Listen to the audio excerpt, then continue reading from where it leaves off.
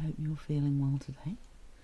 I am feeling much better than I was, so hopefully we won't be interrupted by me coughing my guts up this week. So we are wandering into the magical world of Fix It Fix. Hello Abby, welcome to the chat. Thank you for joining us, and thank you for volunteering Mutiny tonight. It's such good fun. I'm really looking forward to reading some of these stories tonight. No warm-ups, no trashy poetry. I'll let you switch to mobile. I will absolutely just wait for you to switch to mobile, Abby. That is not a problem. While you're switching to mobile, I'm going to fill my cup with some of my special ginger tea.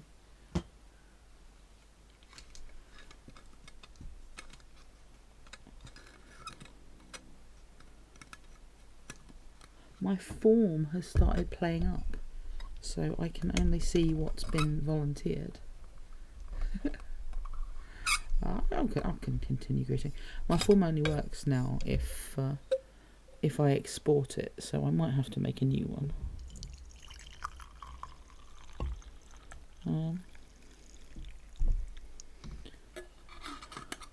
I assume everybody is full of festive spirit or festive spirits. I will give you, my lovely listeners, a warning. If there is a weird noise and the sound cuts out, that means that the kids have pinged me on the Alexa. So, if I get called away, I get called away. I have no childcare, and my godson's with me tonight, and kids come first.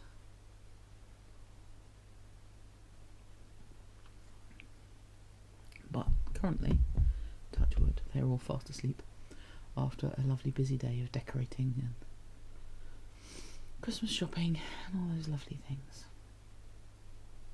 It has been a lovely day, actually.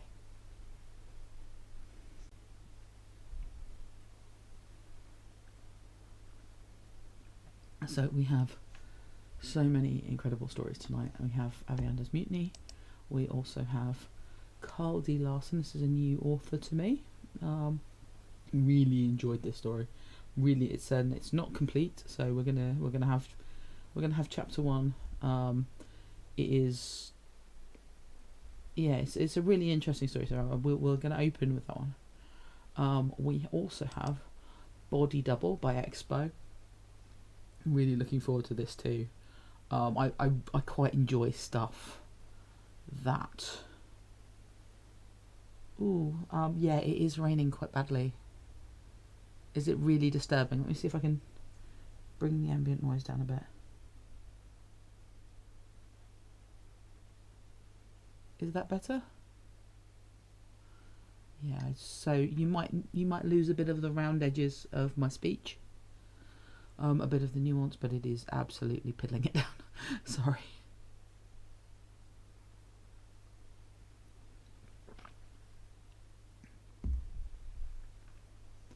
Not as bad as the howling storm that we had the other last week, but which I'm glad about because I only just got the decorations on the front of my house fixed. Yes, I was just saying I really enjoy stories with kind of a more Benish Kylo coming across Scavenger Ray. So looking forward to Expo's Body Double. We have The Mark, which is a lovely one shot by I Ship Star Wars. So don't just try and say that 3 times fast. I love the rain too, Abby. Especially this kind of rain where it's like fat rain. Like, although we have had some really good mizzle. They look like something out of Silent Hill going up our road. And there was good mizzle. The kind where it doesn't really feel like it's raining, but you get to the top of the hill and your hair's just soaked. There is so much glitter on me. You can tell I've been playing with the kids all day. I'm not a grown up. If I could just play with my kids all the time, that would be it. I would be happy. I think you can feel that you wrote good soup mostly when it was raining. Like, I mean, it's reflected in the story, but there's a certain, like a certain oppression to it.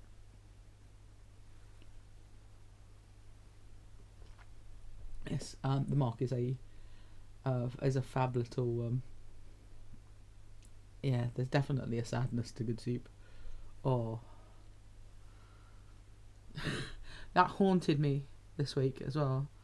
When I was doing some bits, handing out some bits and pieces, and yeah, thinking about them, and yeah, it haunted me this week.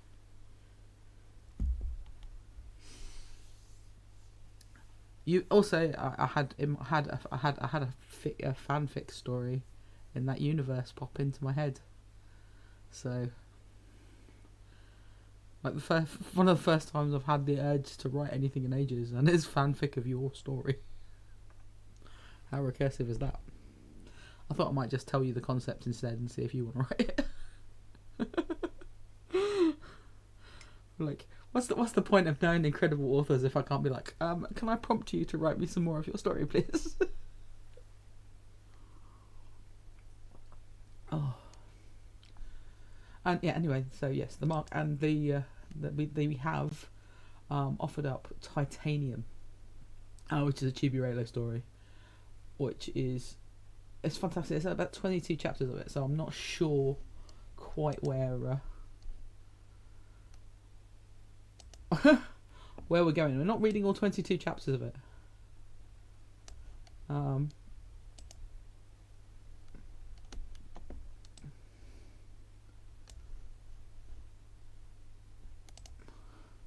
it has like some really good Fix It. We might do sort of maybe chapters 3 and 4 of Titanium. It is really, really good. So yeah, so as I said, I'm going to start this evening with Star Wars: The Search for Ben Solo by Kyle D. Larson. I said this is a new to me story. I hadn't read it before it was put into the prompt. There's not a lot of additional tags. It's free form. It is. Yeah, it's got real promise. I will admit that I have hit the subscribe button on this one. I'm looking forward to reading more from our friend Kyle D. Larson.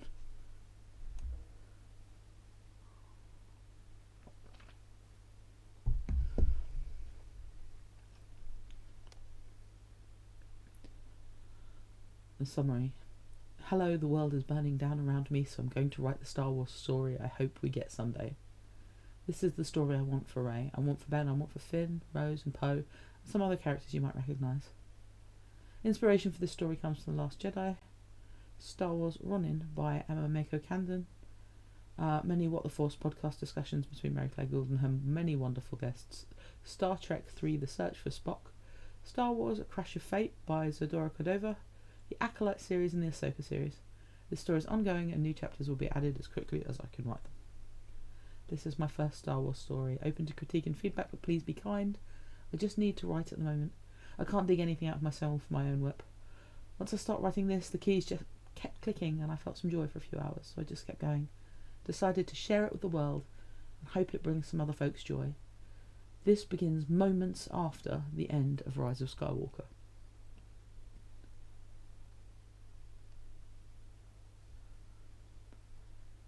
Chapter 1. Sand and Stars of Infinity. Rey Skywalker. The binary suns and the empty sky echoed the melancholy loneliness across the desert. Rey turned back from the dying light, just as the pair dipped under the horizon. A chill in the air accompanied the pinks and amethyst glow of twilight in the opposing sky. The local woman who'd asked her name had already mounted her way up, beginning the journey back to wherever she'd come from. The visions of Luke and Leia, ghosts or echoes, Rey wasn't really sure, had vanished into the sands kicked up by the evening breeze. Rey walked toward the woman who'd looked at her earlier with a mix of curiosity and despair. Jakku was a dead planet, vacant and barren. Tatooine shared the same absence, but it was not void of emotion, and the emotion permeating everything was pain. This place where Luke had come from, his home, had been scorched by much suffering. All Rey learned was he'd been kept safe here as a child. protected by family from his own father and her grandfather. No. Palpatine, the Sith, what he'd done was not part of her. Just as the sins of Vader were not for Luke and Leia, she would not carry those of Darth Sidious. The consequence of those sins lay in the bedrock under this homestead and in this planet, and so much hope had once been where Rey stood, dreams of another life, another place, a desire to do better. It was gone, replaced by fire, smoke, and death. Why had she come back here? Why would she leave the last memory of her teachers in this place? Rey shook the feeling and refocused on the old woman, who slowly made her way into the approaching night. BB-8 rolled alongside her, his usual chirping commentary subdued out of respect for the solemnity of the moment. "Do you need help?" Rey called out to the woman. The woman continued on, not bothering to turn and face Rey as she answered, "Help yourself, girl. There's nothing here but death." The woman cracked the Earp's reins. More sand rose from the Earp's quickened trot into the darkening desert. Their conversation was over. Rey stopped and watched the woman fade into the endless dunes beyond her sight. When the woman was finally gone, BB-8 chirped to break the silence. "She's right. There's nothing here but death," Rey said to herself. "Come on, BB-8. Rey looked toward the Millennium Falcon a few yards away. Her new home, but one she intended to make temporary. Chewbacca graciously encouraged her to take the ship after announcing his retirement from its co-pilot seat, but she didn't feel right, and intended to return it to him when she found her own ship. Just as the Falcon belonged to be in its right place, the lightsabers of Luke and Leia could not rest in the sands of Tatooine. Nothing rested on Tatooine. The pain ignited here and only smouldered eternal, buried under the shifting, howling sand. So Rey would take the lightsabers and carry them with her, or find a new place to put them to rest. Tatooine had drawn her to it with its many stories. The place Anakin Skywalker began his journey. The place Luke set off on his journey to help the princess he'd later learn was his sister. Rey had heard variations of these stories her whole life, but none were as fantastic as the truth Leia shared with her during one of their many late-night conversations while on the run from the First Order. Pursued by Leia's own son and Rey's first don't. Rey couldn't think about then. The Jubilee after defeating the First Order allowed Rey a distraction. Building her own lightsaber allowed Rey a distraction. Coming to Tatooine to say some sort of goodbye to her teachers allowed Rey a distraction. The pain of Tatooine suddenly filled Rey. She could have choked. As tears filled her eyes, the pain of Tatooine and the pain of the galaxy. So much had been won, but so very much had been lost. And this war against the First Order and all the worlds before, all this pain buried under the sand under her feet, and the pain burning in the stars emerging in the sky, each of the infinite glimmers in the sky told a story of life and death. There were as many of them as there were grains of sand before her, blowing aimlessly in the coming darkness. Some of these stories were beautiful, and they were of hope. But Rey only felt the pain where she stood, alone in the desert, amongst an infinity of loss and pain. She only saw the void between the stars. BB-8 chirped again and nudged Rey. "Okay, BB-8, she said, and looked down to see his chirps weren't protests to return to the Falcon. He'd put himself in front of her path to protect the sight she could not believe was in front of her. A flower, not yet in bloom, but its stem and wrapped pistil broke just above the surface of the sand. Rey reached out to touch it, tempted to pick it for further examination, but something stopped her. The Force told her to stop.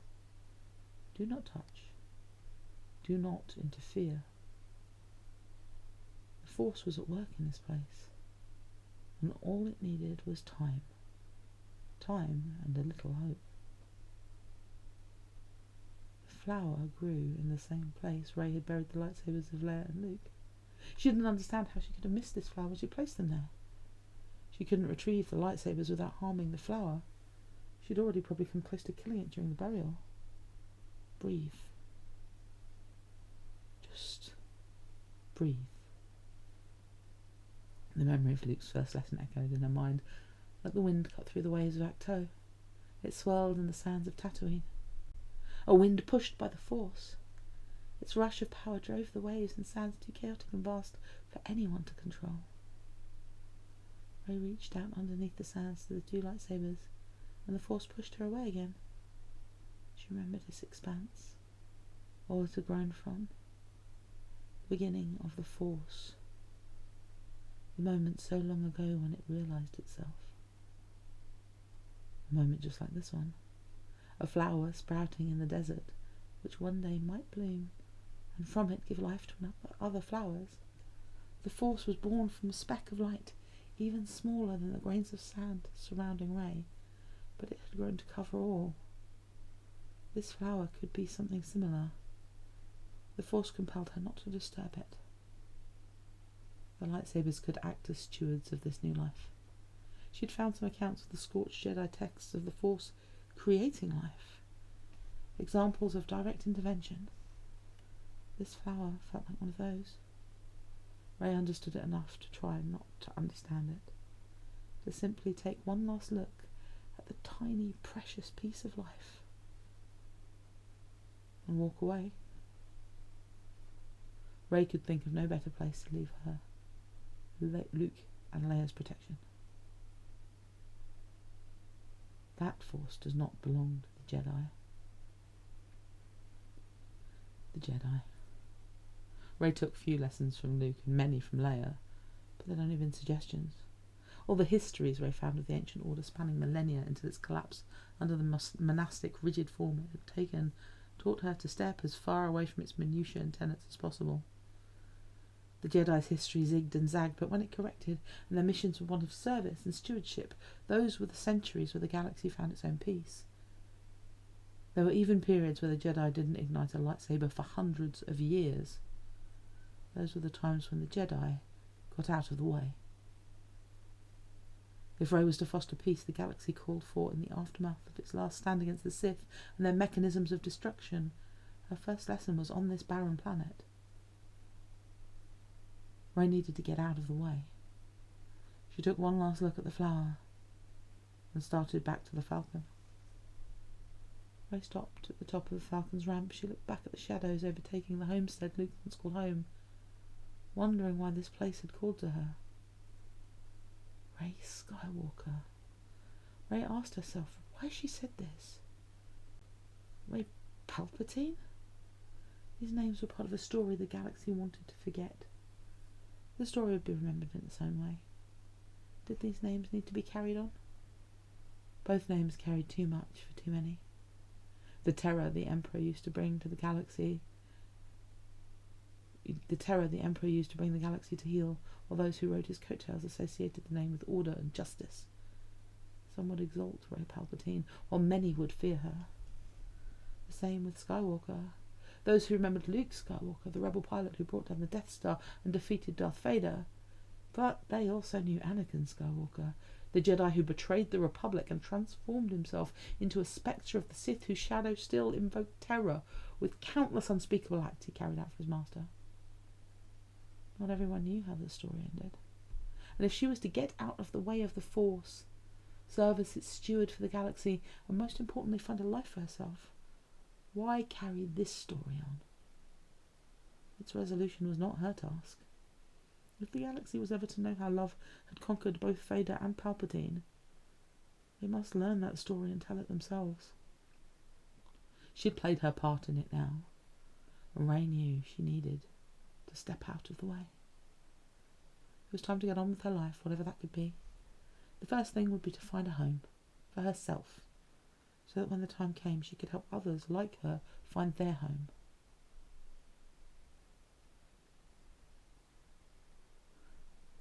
I've watched you for a long time, a woman's voice said in the darkness of the Falcon's unlit corridor. Rey flicked a switch and reached for her lightsaber. The lights of the Falcon flooded her vision, shocking her with their brightness. An older Togruta woman stood in the centre of the main cabin. She wore a grey robe and carried a staff with a small loop on its end. The woman didn't move. She just smiled gently at Rey. Who are you? Ray said, hand on the hilt of her lightsaber, but paused by the woman's demeanour. She was not an enemy. My name is not important. As you'll learn, our names can carry a weight in this lifetime that's not necessary for us or others to carry. We both know those who lived with the burden of a name. Has this woman been inside my head? For now, call me friend. The woman's calm, confident voice disarmed Ray. Whoever she wasn't here to harm her. Ray let her hand drift away from her hilt, but still kept her distance as the woman examined the ship. I always wanted to see this ship. Heard so much about it, the woman said. You've heard of the Falcon? Who hasn't? So many stories began here. Ray thought of the first time she'd run up the ramp, the first time she'd met Finn running from the TIE fighter blasts which took them from the salt of Jakku into the bones of wrecked Star Destroyers and up into the sky. She'd so badly wanted to turn the Falcon around at every point, return to her cave in the desert, and continue counting the days until her family returned. That part of her story ended in this cabin. But there had been so many days between then and the final destruction of the First Order when she wished it hadn't. So many days when she wished she could go back to the desert and hide in the simple lie of waiting for a family she'd dreamed up. A family which didn't come with such consequence. And so many begin again, right here. The woman continued. She walked slowly to a hollow game table, traced her hand across it, took a seat behind it. You speak of stories, Ray said, keeping her tone stern, determined to pull whatever purpose this woman came with, whether she was friend or not. Since you've snuck aboard my ship, made yourself comfortable, and claim you've been following me, perhaps you'll enlighten me with yours. I think both of us have had enough enlightening for many lifetimes, the woman said, her grin with the edge of a chuckle. Ray couldn't ignore the wisdom and the kindness behind this woman's eyes, but she also sensed a tremendous strength. There was little in this galaxy this woman has not faced. The lines of her face and the depth of her voice told Ray this. You're a Jedi, Ray said. The woman looked away from Ray. Her eyes turned to the game board, contemplating an answer. It was a statement as much as a question, which gave the woman pause. I've learned many lessons in the Force. Many of them have been taught to me by Jedi. Many of them have not. Many Jedi have been my allies. Many of them have not, the woman responded, her last words trailing off as she reflected silently on her answer. I'm here now to speak to you, because once I had to begin again, and in that beginning, I wish I'd had a friend. I do have friends. Not like this. Why are you here?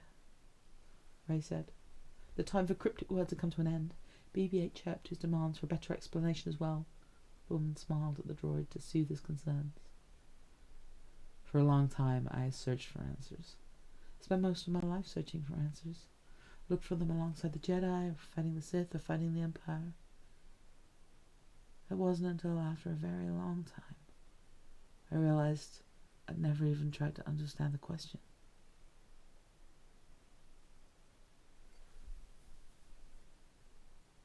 The woman stopped and placed her staff against her lap. She stared at Ray for a few moments in silence. Ray had so many questions for this woman. She'd known the Jedi. Perhaps she'd known Luke and Leia, or even their parents. What was the question? Ray said. That there doesn't always need to be a question to get an answer. Look, I've had a long day and I'm not feeling well anyway, Ray said as nausea returned to her. She'd been getting sick to her stomach at odd times during the days. She assumed it was due to the nearly expired ration packets in the Falcon's galley storage and the tasks she'd kept herself busy with. In another effort to keep herself busy, Ray ferried emergency supplies to a dozen planets in the Outer Rim before ending with this pilgrimage to Tatooine. No time to think, no time to rest. Don't go looking for answers, Ray, look for truth. Look for your truth. Your truth may be in the Force, it may be in the Jedi. Whatever it is, it must be yours. That's all I offer today, advice from a friend. Advice I wish someone had given me. It took me nearly a lifetime, and a distance I never thought I'd have to cross to find it. What is your truth? My truth is what you see. To be here now with you, to help a friend. And when I leave you, I will discover my next truth. I've watched you for a long time. Many of us have. You've given many of us a great relief. I can't be here for you the way I wish I could. I wish I could help you every day. I wish I could stand ready to stand with you in the challenges you await facing you. But I'm not that powerful, nor should I be. Ray saw the truth. The woman was not here in the corporeal. She spoke to Ray through the Force just as Ben. Don't! How unfair the galaxy was to punish Ben, putting him through the hell of his life. She felt it when they touched. The child who felt he could never be enough. He could never be a pilot like his father. He could never be a general like his mother. He could never be a Jedi like his uncle. He only believed he could be the monster he thought he was. He never realized he could just be Ben. Until the very end, just Ben. Ben Solo, Ray Skywalker, Kylo Ren, Ray Palpatine. Just Ray, just Ben. The woman tilted her head in concern and Ray's face dropped. She felt a tear form in her eye. The pain, even thinking his name, flooded back to her. He died in peace, but there was so much he could have done. So much of her story she wanted to share with him. So much of his story she wanted to know. There was nothing but a fading kiss and a smile in the darkness of a dead planet, and the Force taking him from her. She'd let him go, but she wished so badly she would have tried to hold on. I will not try to understand your truth or tell you what it is, Ray. The woman began. You have so much love and hope to give the galaxy. But make sure you give it to yourself first. That may not be your truth, but it is true. You are enough.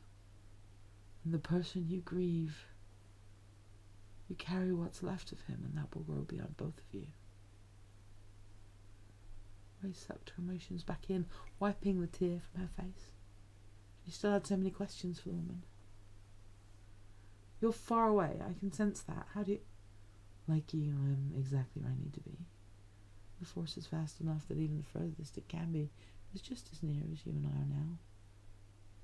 I found those who need a friend, those who need a protector, those who need a guardian so they can learn to be their own friend, protector, and guardian.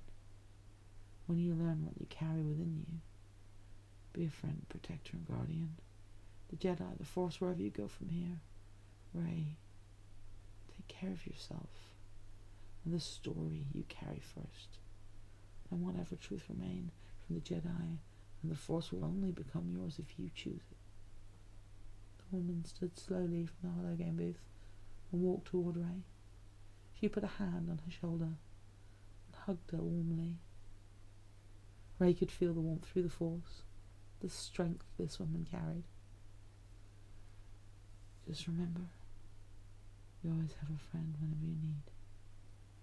Slowly the woman faded away through the Force. Her smile was the last thing Ray saw. The nausea returned and Ray sat at the hologame table. She reached for a canteen nearby and carefully sipped the cool water. Ray called to the Force and it came wrapping itself around her to soothe the discomfort of her anxiety and the nausea it stirred. As regulation came on, she took bigger sips of the canteen and realised she was likely close to dehydrated. Then urgent hunger replaced the nausea. After a big meal and a few more canteens of water, Ray decided to sleep before taking off from Tatooine. The Falcon's security systems came to life, and BB-8 assured her he'd stand guard over the ship while she rested. Ray's exhaustion couldn't slow down her mind about the woman's visit and the words she left with. Would she inherit the Jedi? Did the galaxy need the Jedi? Were these even questions she needed to ask herself? Ray lay down in the bunk and dimmed the lights, but she couldn't sleep. The verbose, esoteric writings of the ancient Jedi texts she'd inherited always seemed to dull her mind enough to drift her to sleep, so she rose from the bunk and moved to the small storage container where she kept them. It had been a while since she had visited them, since even before the Battle of Exegol. She opened the storage container. A new book sat atop the pile, placed out of order to catch her attention. The cloth-bound book had no name, but the elegant purple and gold design caught Ray's eye. It was a drawing of a city, not like the massive towers of the core system's rather industrialised planets she'd seen on her short travels. This city was one of the palaces, temples, architecture crafted for its beauty, to endure through the ages of the galaxy. A city built atop a mighty waterfall, a majesty Ray had never seen in a city. She opened the cover slowly. The journal felt fragile. Ray did not risk disturbing or damaging what it contained. The first blank page.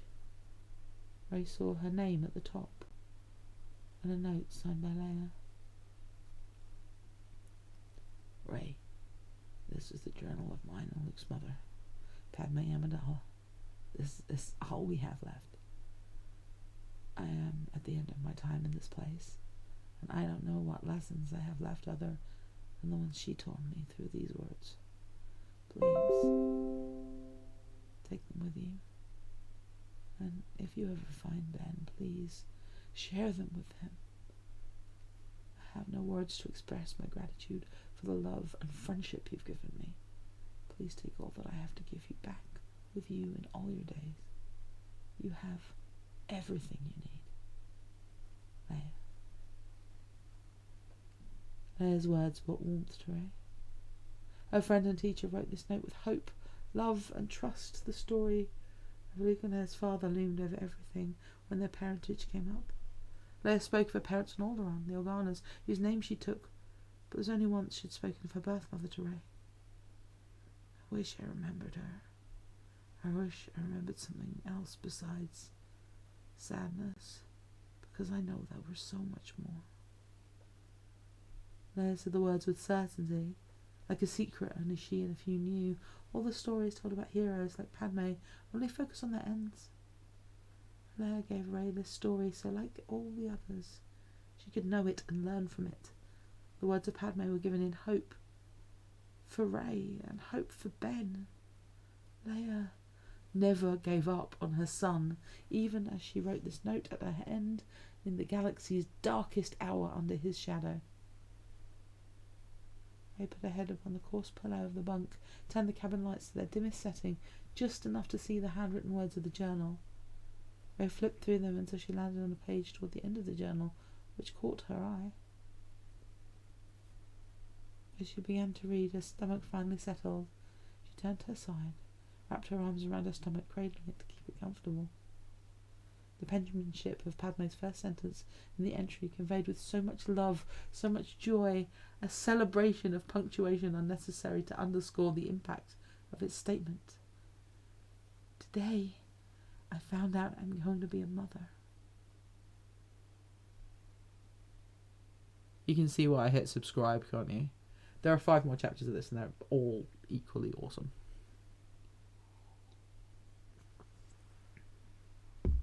Oh.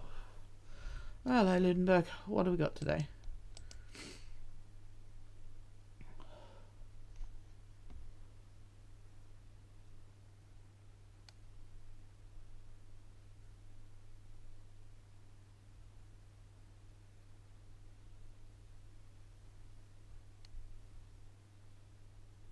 Didn't we already read this one, Lindbergh?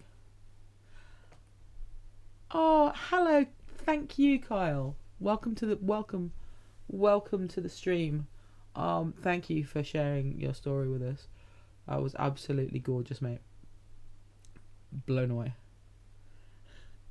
Hello, Dampier. Welcome. Yeah, I mean, if you want us to carry on, like, we're not going to carry on tonight because we've got quite a few other people queued up.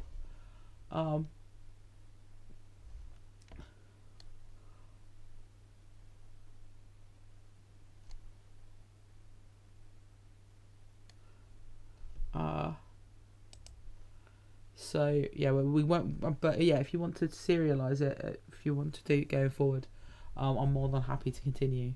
And thank you for the opportunity to use some of my voices. Hopefully they were distinct.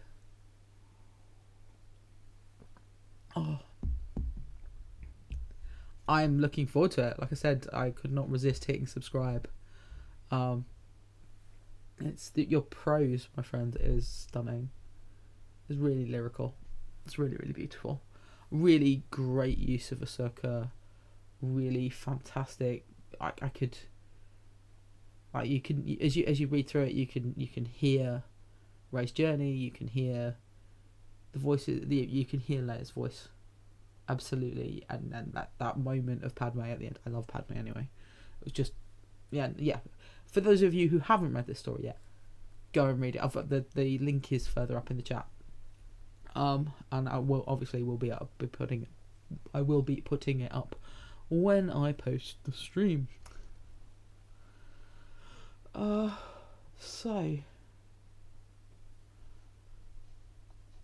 that was the search for Ben Solo. Chapter 1. We have.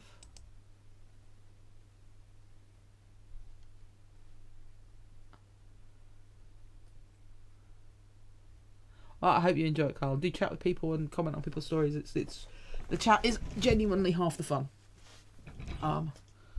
We've got Avi and Aviander's got one of their stories coming up in a bit as well.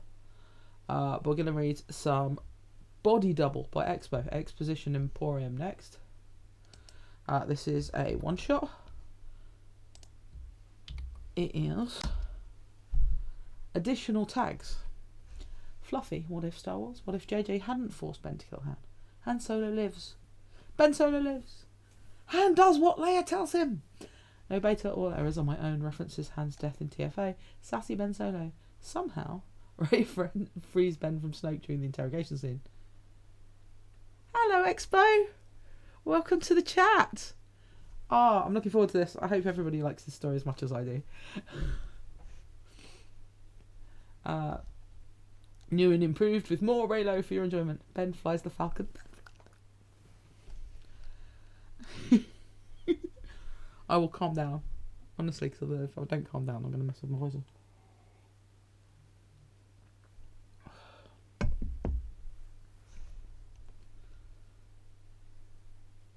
Summary. In the boy's sad eyes, he saw the beginning of familiar Solo twinkle as he responded to the scavenger.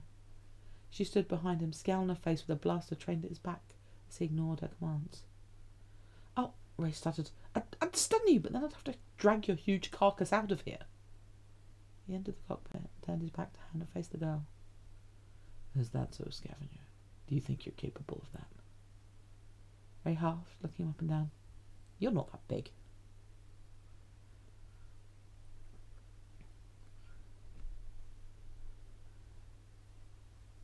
The heart of his son was caged in the cabin below.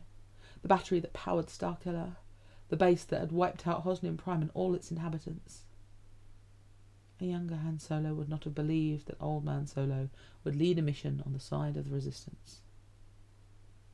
It was like it was all happening again. Only it was the First Order, not the Empire, not Snoke, not Palpatine. And Darth Vader had been replaced by Kylo Ren. The name now worn by Han and Leia's only child. As powerful in the Force as Luke had said, now turned to the dark side by the insidious plans of Supreme Leader Snoke. But here Han was, decades later, on a mission to destroy this rekindled empire, this abomination for the Resistance, even if it killed him. It was impossible not to look at the cascades of plasma that pulsed below his feet as he slowly edged onto the bridge. His eyes returned to the black shrouded figure before him. Luke had always turned back to the philosophy of the Jedi. How many times had Han heard about the will of the Force? Han considered for once that this might be more than mumbo-jumbo, because at the end of the bridge stood his son, wearing the mask of Kylo Ren. The black and chrome mask reflected the maelstrom below as the man his son had become stood meters away. And hated these stupid bridges. with their nearly invisible handrails. Hadn't the First Order learned anything from the Empire? Maybe survival of the fittest worked for them, but it seemed like a waste of perfectly good personnel. He was here for the Resistance, but now a far more important goal presented itself. He'd failed Leia so many times. She had asked him to bring their son home, and this time he would. Even if it was the last thing he ever did. Han stood at the edge of the precipice and shouted his son's name over the roar of the plasma below. Ben! The figure turned. Han Solo, rumbled the voice, modulated by the mask. Take off the mask. You don't need it, he said over the roar of the raging power. Something was wrong. Han studied the figure in the distance. Did his eyes deceive him? Or was that man a lot shorter than he remembered? No, Han knew he was right. That man was not Ben. The Solo swagger returned. I thought you'd be taller, Kylo Ren. The man glanced nervously at the fire below, his hands in the black gloves almost reaching for the pitifully insufficient railing. You're not Kylo Ren, Han said, drawing his blaster. I am Kylo Ren, replied the masked man. No, I don't think you are, replied Han. My son isn't afraid of heights. Ben spent most of his childhood riding on the shoulders of a Wookiee, and weeks on Kashyyyk with young Wookiees of Chewie's clan chasing each other through the Washir trees. This man would never have swung from a Garavina vine into the hollowed-out water reserve of a Washir tree during a hot Kashyyyk summer. No, this man seemed frozen with fear, a body double. Not the fearsome Kylo Ren. Kylo Ren would have responded by lighting his terrifying red lightsaber. Instead, this man removed his helmet. Underneath was a young man with a round, open face and obvious terror in his eyes. I was sent to warn you, Han Solo, he said in a soft, cool world accent. You must leave Starkiller Base. Han scoffed. I'll do that as soon as I've left a few presents for the First Order. For a moment the man was silent, but then pleaded. Take me with you. What? I'll go with you or I die. The Supreme Leader will kill me when he finds out what I've done. Any information will help for the Resistance. I like what I'm hearing, kid. Sounds like you need a ride. Okay, what's your name? Mitaka, sir. Dofeld Mitaka. How did the First Order manage to get these impressionable young men into their service? Probably the same way Leia recruited for the Resistance, by appealing to their sense of justice and adventure. Look, Dofeld, I ain't calling you that. You're Midi now, said Han. You work with Kylo Ren? Yes, sir. I was his attaché. I don't care what you call me, sir. Just take me with you. Ray! Han shouted up to where Ray stood, watching from the balcony above. We're taking Midi with us. He might have some information the General might like. Chewie, are the charges set? Chewie roared. Great. Let's move it then. Han didn't even see it coming. A blaster bolt shot by a stormtrooper 2 stories above hit the railing next to where Han was standing. It knocked him back to the opposite railing, and for a moment Han saw himself falling into the abyss below, but the seemingly flimsy First Order rail held. Han groaned and gently poked the burnt leather jacket. He was going to need a new jacket after all.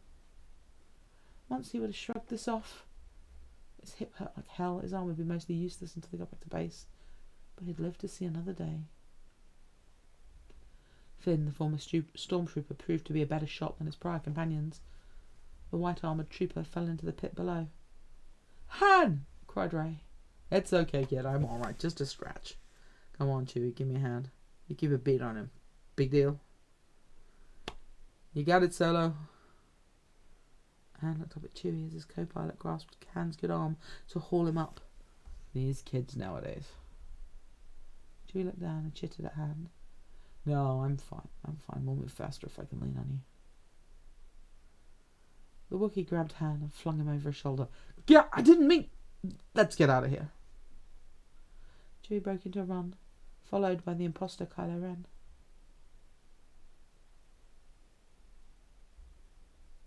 Han couldn't hold couldn't hold in his gasp of pain as Chewie loaded him into the passenger seat of the speeder Ray had liberated, and the rest of the group crowded in.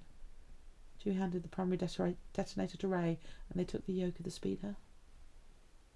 Mitty sat quietly with his hands conspicuously in his lap, Finn's blaster pointed directly at his chest. A click out over the snow, they heard the scream of the Resistance X from Y-ing engines. "That's the Resistance. Should I blow the thermal detonators?" asked Ray. "We're far enough away enough now," answered Han. "Go for it." The first blast took down the thermal oscillator. The chain reaction destroyed the containment shield on the plasma storage. "What?" shouted Finn, feeling the heat of the blast even at this distance. "I hated this place." "There's the Falcon!" exclaimed Ray. "Did you leave the boarding gate down?" asked Han.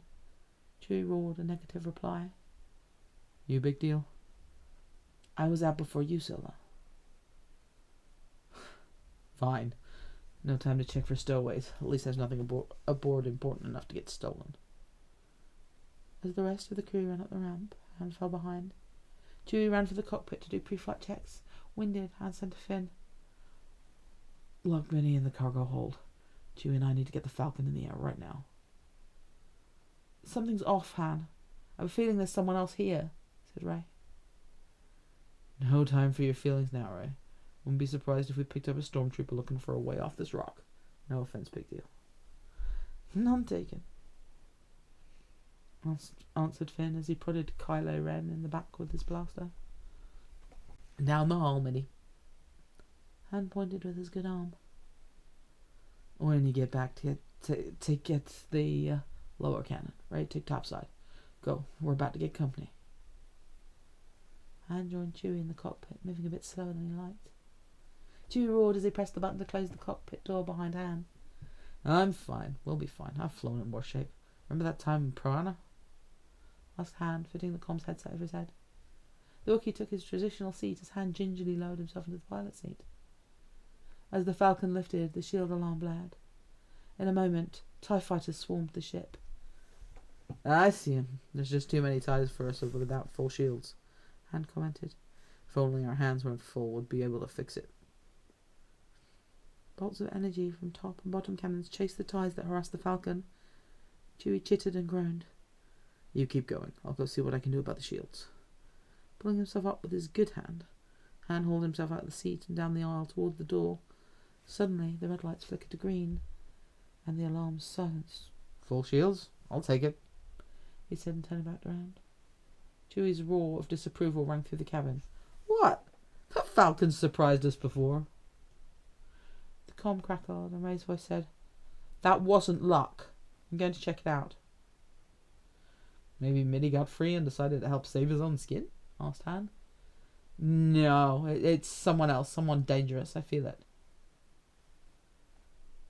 "You're not Jedi, Ray. How could you know that?" "We'll talk later. Stay put. I'll find them." Chewie roared into the headset. "I know we're surrounded, but they fixed the shields, right?" Chewie grunted agreement. Don't do it, Ray," Han heard Finn say before the gunner station went offline. Han grunted as a TIE shot hit the shields full on, jolting the Falcon, knocking him into the seat behind the pilot seat. He heard the sound of heavy boots from behind the closed cockpit door. "Stop, I said!" yelled Ray. Chewie groaned and hooted. "Yeah, she was right. I guess we'll deal with it now." Han grabbed his blaster, aiming for the cockpit door, while Chewie continued to evade the enemy. "I've seen what you can do!" shrilled Ray. "I'm not going to let you kill anyone!" "Then you know, if I wanted to kill you or anyone on this bucket of bolts, sweetheart, you'd be dead already," growled a deep voice from just beyond the cockpit door. The voice was familiar, but Han couldn't place it. He drew his blaster, and Chewie ordered him to be careful. "Stop! You're not going into the cockpit," Ray ordered. "You're coming with me." "Am I?" the voice asked, and the door slid open, revealing a face that was sallow and drawn, but one that bore more than a slight resemblance to his own. The cockpit of the Falcon was the last place Han ever expected to see his son again. But it was Ben, dressed all in black. Black sweater, black leather pants, tall black boots. Had the jacket and helmet Mitty wore, and Han could not doubt that Ben was Kylo Ren. In the boy's sad eyes he saw the beginning of a familiar Solo twinkle as he responded to the scavenger. She stood behind him, scowl on her face, with her blaster trained at his back as he ignored her commands. "Oh," Ray stuttered. "I'd stun you, but then I'd have to drag your huge carcass out of here." He entered the cockpit, turned his back to Han and faced the girl. "Is that so, scavenger? Do you think you're capable of that?" Ray huffed, looking him up and down. "You're not that big." Huh, thought Han. She backtracked. He made her nervous, but not scared. What had his son done to Han Starkiller? It was apparent she had done something to him, because the fierce open Kylo Ren stood, eyes locked on hers, the rest of the galaxy forgotten. A feeling of déjà vu flickered through Han. How many times had the Falcon seen the same give and take between him and Leia? Chewie obviously was thinking the same thing, because a smile washed over the Wookiee's face, silent laughter crinkling the corner of the Wookiee's blue eyes. Han nodded ever so slightly and gave his co-pilot a knowing look. There was one thing that would make his son leave Snoke in the First Order. The same thing that turned Han from a smuggler to a rebel. A woman with sass and attitude. He understood what Ben saw in Rey. In the short time Han had known her, she had proven herself worthy of a place in the Falcon. But short of the Solo charm, what had she seen in Ben? He'd figure it out later, but he knew one thing. There was a connection, still tenuous but strong, despite their brief acquaintance, and neither of them knew it. Yet. Han hoped he could get a chance to give the boy some fatherly advice. Calling a woman scavenger was not a way to her heart. Han took a deep breath and let it go. Ben was back on the Falcon where he belonged. "Ben," he croaked, surprised at the lump that had developed in his throat so suddenly. Ben looked from Rey to Han. His lips parted as if he was about to speak, but just then the Falcon jolted as the planet began to break up. "Rey, I need some help," shouted Finn from the headset. "I'm a little busy now," said Rey, her jaw clenched. "Go," ordered Ben. "Help FM 2187. "It's Finn. He goes by Finn now." "Finn. Go help Finn," said Ben, accepting her correction. Her blaster lowered just a fraction before raising it again. She asked, "Can I trust you?" "I trust him," said Han. "Go, Rey." Rey nodded at Han and then turned and ran back to her station. Ben's jaw rocked gently with the emotion. "How can you trust me? I destroyed the Jedi Academy. I've killed so many people in the name of the First Order. I'm your enemy. You're my son. I trust you. With the Falcon, with my life." Ben looked at his father. "You heard. A stormtrooper with bad aim," said Han. "Doc will get me fixed up when we get back to base." "You can't fly like that. Stormtroopers have bad aim. First Order pilots are better, but I'm the best. I can fly us out of here." "Falcon's yours, son." "I'll get us out of here, then you can drop me at the nearest uninhabited planet. You'll never have to see me again." Ben sank into the pilot seat and adjusted the yoke. "Nope," said Han. "Never see you again. Not happening. I made a promise to your mother to bring you home. Mom hates me." "Is that what Snoke told you?" "He told you whatever he needed to tell you to keep you from coming home. He wanted you for your power. He lied. It doesn't matter what you've done. We want you home." Ben seemed to consider Han's words. Maybe this wasn't the first time Ben had had the same thought. "You know it's true." Ben yanked the yoke to starboard, evading an oncoming fighter. The sky darkened as night as the Falcon increased altitude into the black of space. "Your mother told me she wants you home. Who am I to question your mother when she has her mind set on something? Just this once, I'm going to thank your force for bringing you back to us. Promise me you'll see her before you leave us for good. Ben chewed his words for a moment. Okay, he said strangely meekly. Okay, confirmed Han. Alright, replied Ben.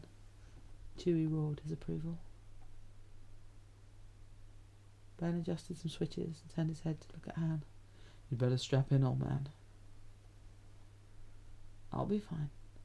I spent the last 20 minutes in the maintenance hatch. The gravity stabilizer is hanging on by a thread. Hey, we got the grav fixed years ago. And some idiot bought this ancient ship in at light speed. Han frowned.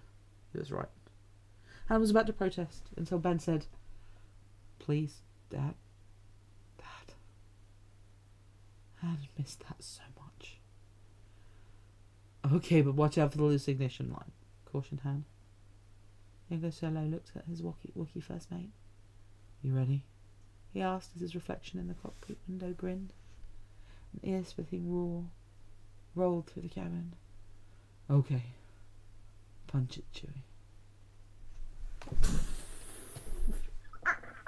I love that line. In any situation. I'm going to have a whole fic called Punch It. It is just a fantastic line, but this... doesn't it make you want to like inhale like 300 chapters of this story? But that's just the one, and it's brilliant. I love it. Oh, it's so good. No, published. Well, I don't know. Expo. Did you write it in 2016? It was published in 2022.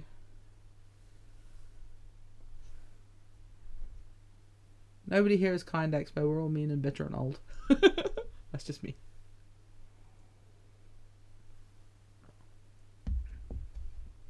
Oh.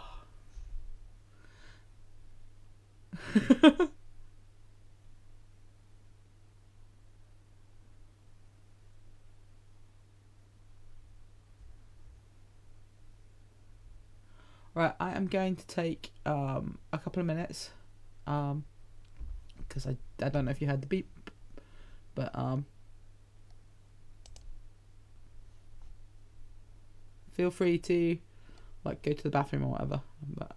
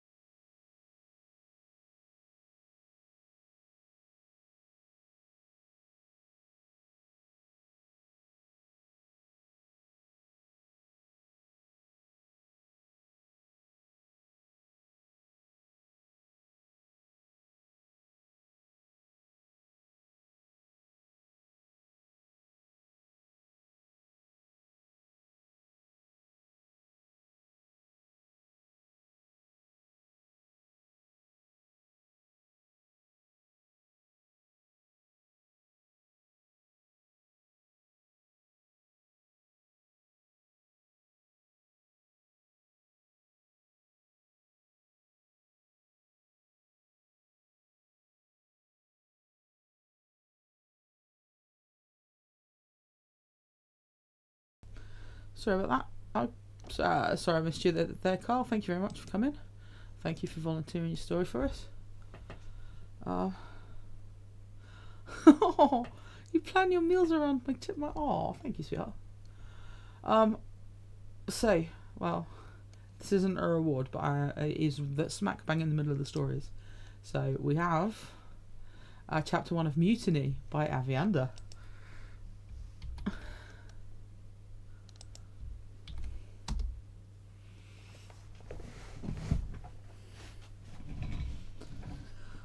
Additional tags. Stranded, PTSD, make love like war. I love that tag. Secret missions, join the resistance, post Star Wars, The Last Jedi, enemies to lovers.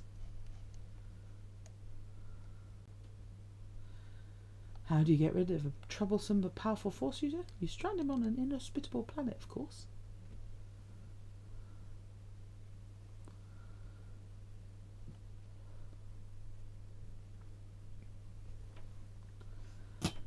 Kylo Ren felt something was wrong the moment he saw the Star Destroyer, the Steadfast, disappear from the sky. He walked back to the blur that was his prototype, the silencer, his favourite, and found the external switch to unlock the ship. He climbed in to calm whatever accompanying transport had fallen in planetside and was now also conspicuously absent.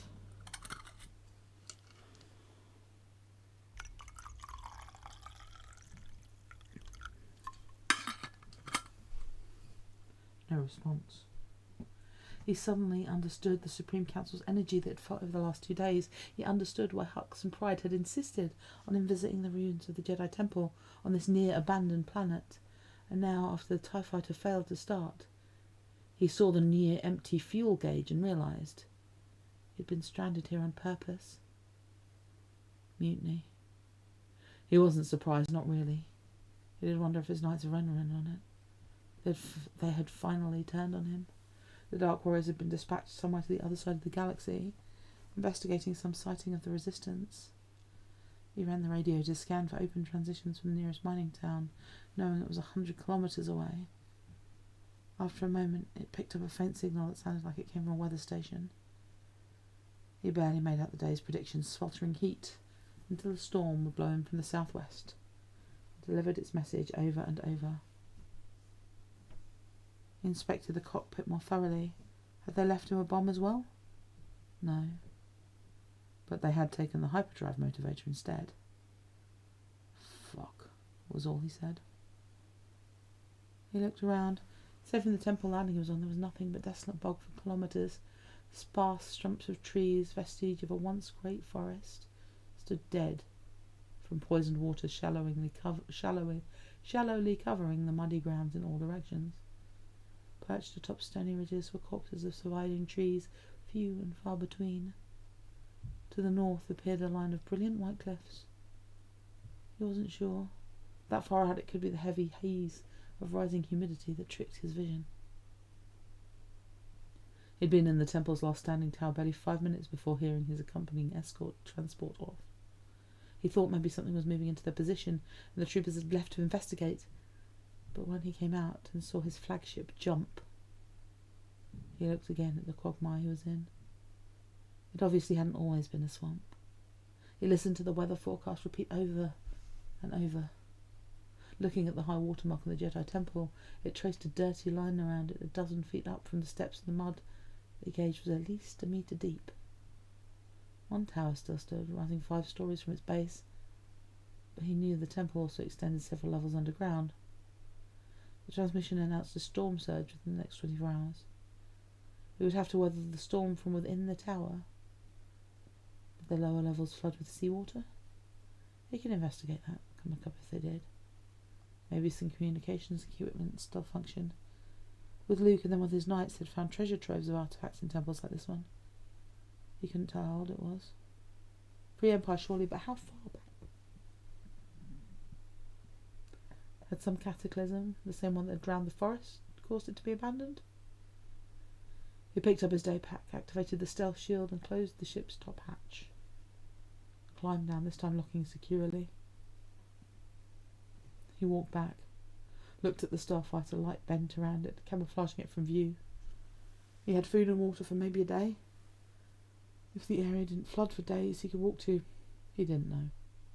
All of his mastery of the Force, and he was stranded on some backwater planet, perhaps to die of thirst. He watched the storm roll in for a few minutes before re-entering the Jedi Temple. May looked down from the X-Wing she was, again, fixing to locate the number 2 Hydra spanner and call it to her hand. She caught it with a satisfying slap in her palm. Down by the hangar door, she saw Rose and Finn speak in low tones together. They touched hands before they parted. Rose came back to work on the starfighter beside her. Another relic, an Arc 170. How's it coming along? Poe surprised them with his booming voice, and she startled. Just like BB-8 said, capacitor's shot. Until we find the part, you'll just have to fly the Blackbird. She designated the biggest ship Rose was working on. It was built for a crew of 3, including a gunner, and BB-8 fit nicely in its droid niche. Funny that. I always knew I'd fly the same ships my mother did. You fly the Millennium Falcon more often than not now. I do, but that thing is capricious, to put it mildly. I'm much more used to Starfighters. They're more symmetrical. Besides, it's Chewie's. I almost chuckled, then frowned. Chewie hated the ship now. It was still the best ship to use for supply raids, but without Han, it just felt empty, no matter who flew with the big Wookiee. Ray sometimes did. Finn co-piloted every chance he got. R2 was the freighter's official astromech now. Suddenly, something attracted Ray's attention toward the hangar door. Leia was coming in. Everyone stopped working and jumped down, or trotted up to gather in a semicircle around their beloved general so she could give them the next day's missions. Lama Darcy and Cadel Kokonex accompanied her to give the details to each team needed. The briefing only took a few minutes. A diplomatic mission with the systems representative. Prospects seemed better since half the First Order fleet had been destroyed. A few raids on now unsecured supply depots once the basic teams were dispatched. Leia called Ray to her side. I thought you'd be interested in a Jedi temple we've got intel on, she told the young woman. Leia Organa Solo had shared what she remembered of her own shortened training with Luke, but the Last Jedi needed much more knowledge than that meagre fare. Sure, where? Nexia in the Batu system. In the Trilon sector? I used to look for the 3 suns at night when they were visible, looking out into the wild space or unknown regions. They move around each other pretty fast for stars, and would speculate as to when one would finally crash into another. Leia let Ray's apparent indifference to the populations inhabiting the system slide. Life slaving away on a desert planet could be boring. Well, there's a not long abandoned Jedi temple there. Some tectonic shift wiped away half the colonies there, and the temple grounds were flooded with seawater. Only one mining town is left, up on some plateau. Chewie can take you there. Maybe you'll find some useful things for training. They let the last words hang in the air, but Ray heard them anyway. For better training than I can offer. The little group had the Jedi sacred text, the original copies that Ray was painstakingly transferring to digital as she studied them, but the Jedi had also stirred their knowledge in multilingual holocrons. That was the preferred method.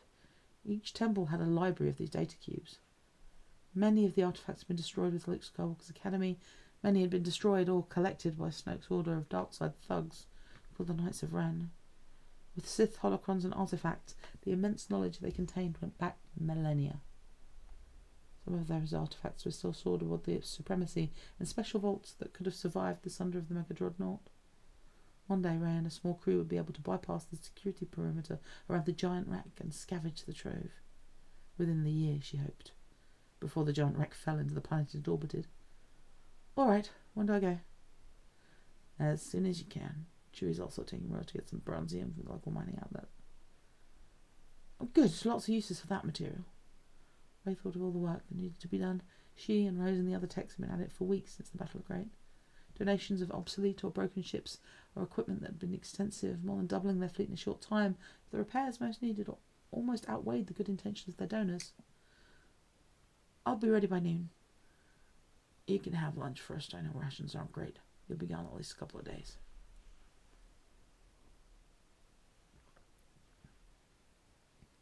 When she was done closing up the old X-Wing she'd been working on, detailing what still needed to be done and the parts needed in the data work, she and Rose walked out to see Phil still on the tarmac, drilling the new recruits and volunteers into shape. A contingent of ex-stormtroopers and other rebels were getting ready to infiltrate the First Order ranks, and they had to look the part. Finn dismissed the troops and walked to join them on their way to the mess hall for lunch.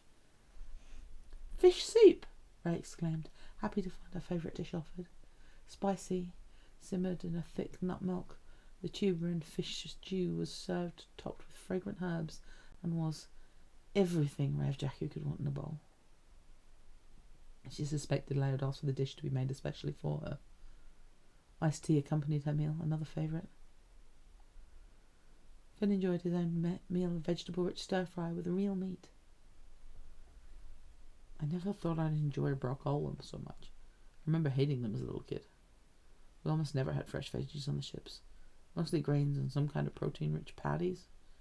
Nutritious, they kept assuring us. Made for some very dull meals. Poe sat with them. One good thing about this base, the rich soil and irrigation. One of the few planets too far off the main hyperlanes to be part of the main markets, but rich enough in agricultural resources for the people to be mostly content.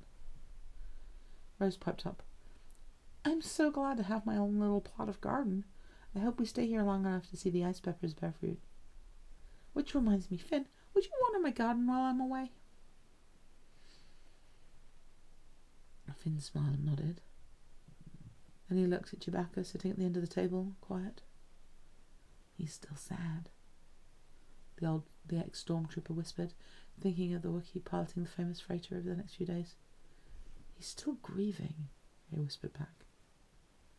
He wonders why we didn't take Luke with us when we left Ahch-To. Maybe we should have. The sharp-eared Wookiee answered their low-voiced exchange. It might have made a difference, he grunted and shook his head, realising what difference it might have made. It might have killed Ben instead of Luke. Not any better, not really. We're still stuck with that ship. The Wookiee turned his gaze to Rey, eyes shuttered. The scavenger still felt his resentment. Rey flushed. She'd just managed to save the Millennium Falcon from the scrap heap. Again.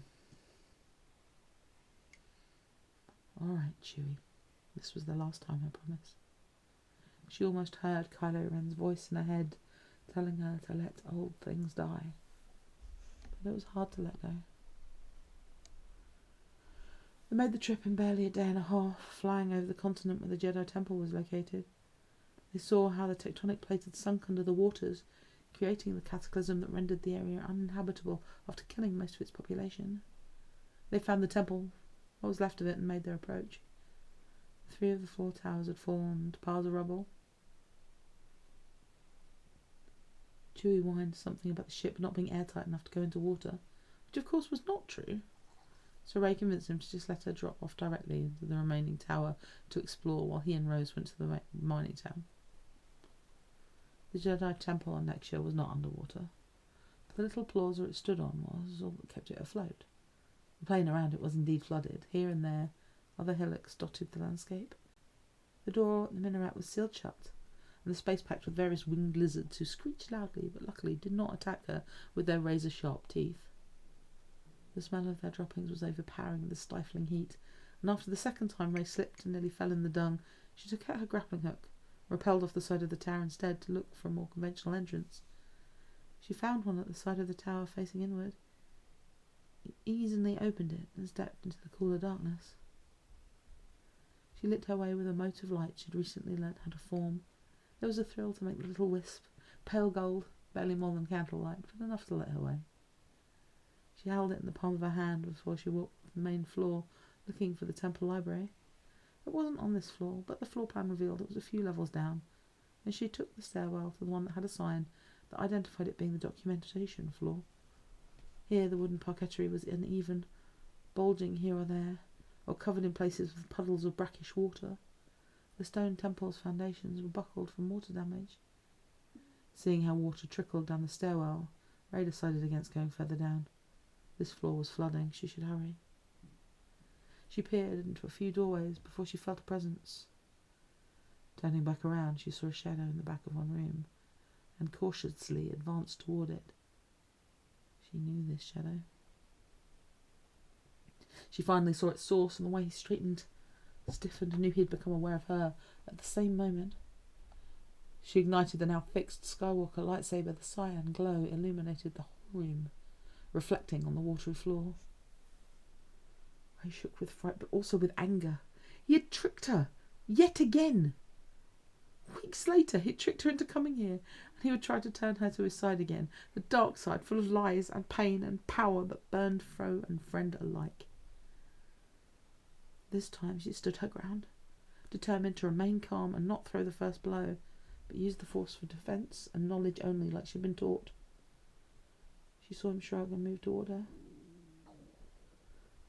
Her light illuminated his face. He didn't have his helm, and she was once again surprised by how handsome he was. So like, but also unlike his father. His lopsided face and fox-like eyes, unlike any human face she'd ever seen, almost ethereal in that pale blue light. Maybe it was just the way he looked at her, like she was the only person in the world. "All right," he said, then adopted a defensive stance. "Let's see what you can do." He stood, waiting for her to attack first, looking smug. She remembered him telling her, "You know, I can take whatever I want." In the interrogation room, and that memory sparked all the fear she'd felt in that moment, all the impotent fear of being trapped at someone's mercy. She was not at his mercy now. Another memory tugged her, the victory immediately following his foolish words. I can defeat him. Something inside her snapped, some restraint, and she attacked. Hale, calm, he dodged, easily evading her first blow. Too easily. "No!" She thrust at him, viciously aiming for his midriff, and he sidestepped lightly, barely avoiding the deadly spike of light.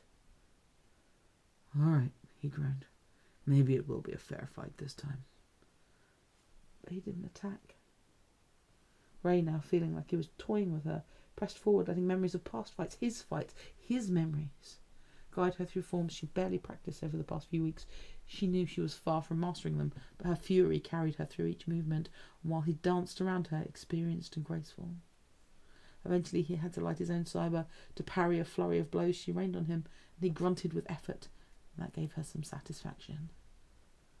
But his defensive manner had almost lulled her into a sense of security. Another trick! The exchange lasted several moments, and they moved from room to communicating room, splashing in the pooling water as he backed away from her, obviously with no intention of actually beating her. And she was tiring. Her anger was also subsiding. She was panting now, striking each blow with a little less energy, a little less force behind them. Her wrist hurt, her arm, her back, where she absorbed the impact of each of his returning blows, the thrill of the blades crashing in a thrum of energy, yielding diminishing returns after the initial exhilaration of finally meeting him blade to blade on the battlefield. She suddenly realised the bleakness of fighting him in a dank corridor several feet underground in abandoned ruins. She thought they should be out in the open air with the sky above and the blowing wind, and that distraction cost her footing. She tripped on a rotting throw rug she hadn't seen there under the water, and fell hard on her arse with a splash. He disarmed her, suddenly, with just the flick of a wrist. She quickly snapped her gaze back to his eyes, and he looked just as surprised as she was. He switched off his blade. Terrified in the unexpected dark, she jumped up and gathered the force within her, and pushed at him with all her might. To her credit, he did let out a surprised yelp as he slid back a few feet before she heard him catch and ground himself into a sliding halt.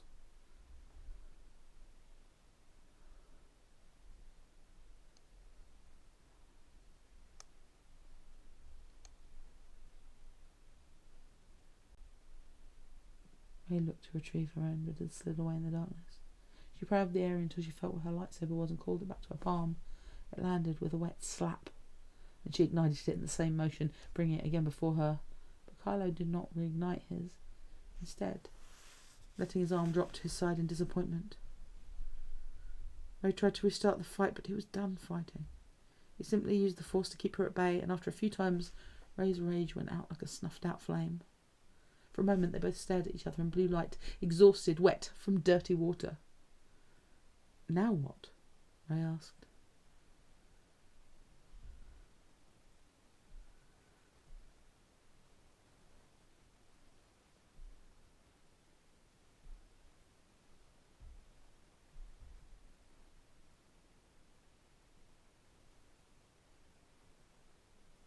Now he called his floating glow globe to him and clipped his saber to his belt. They stood in the globe's soft light, and the young woman finally switched off her own deadly plasma beam. For all he was impressed with the progress she had made in the short time since Snoke's death. Kylo only grunted his approval, She still suffered sorely from a lack of teaching, though he felt maybe...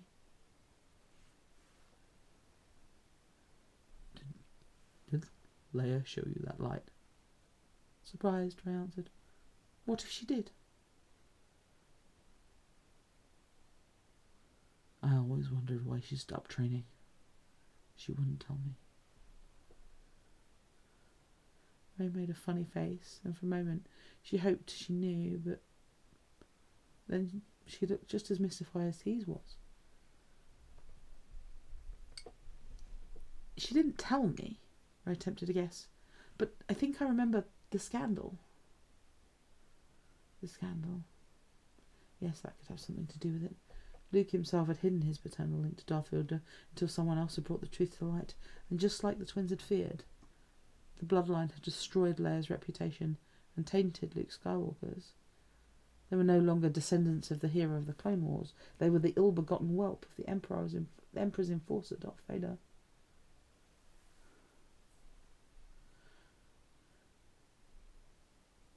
My grandfather, the heir to that legacy. I wanted none of it, but it seemed I couldn't escape it. Luke finally told me the truth, Ray said. His truth. He overreacted, Ray let him know, raising her voice. I saw how broken by guilt he was. She almost shouted, her voice echoing down the stone corridors. It sparked anger in Kylo, though the blood-dim tide of memory he heard the old Jedi Master's voice during his last confrontation. I failed you, Ben. I'm sorry. Rage threatened to rise in him again. He clenched his fists almost involuntarily.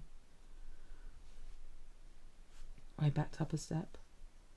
That stupid apology was far from enough to undo the past years of horrible pain, feeding that monster Snoke. Ray clutched her lightsaber again, on the verge of reigniting it. He had to calm down, think clearly. With some effort, he unclenched his fist, shaking, and finally he raised an open hand instead. Now she relaxed, if barely.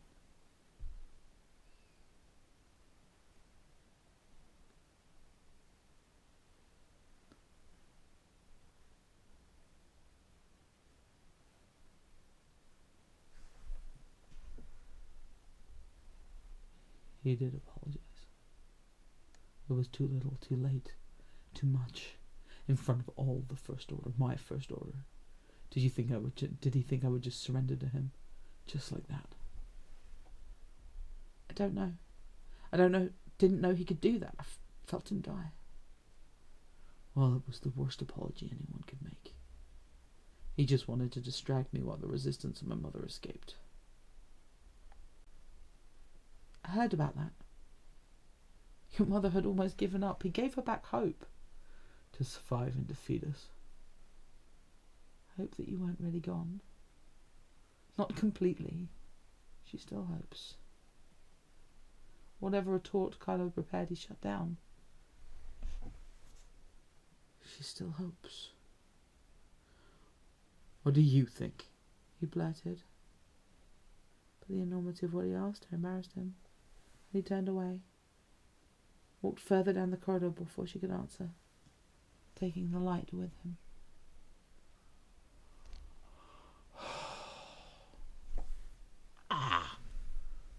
Two wounded souls just reaching for each other, but just so much pain in the way. It's such a good one. So there are 7 chapters of Mutiny, and yeah, treat yourself. It's just gorgeous.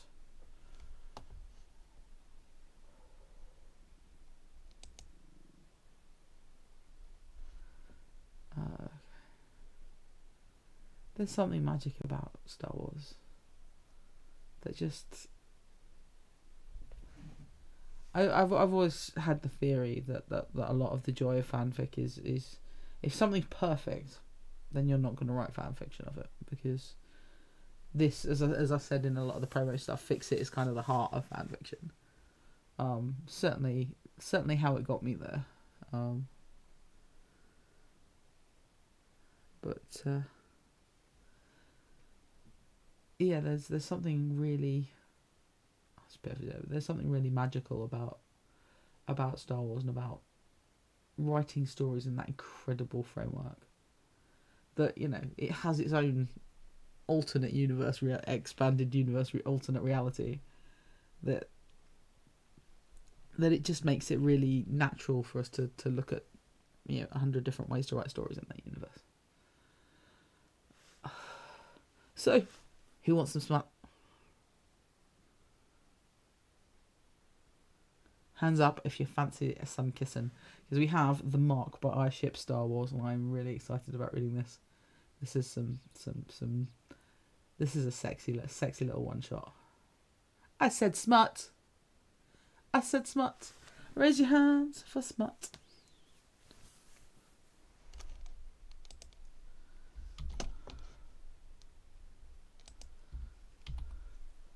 Because sometimes you can fix it with porn.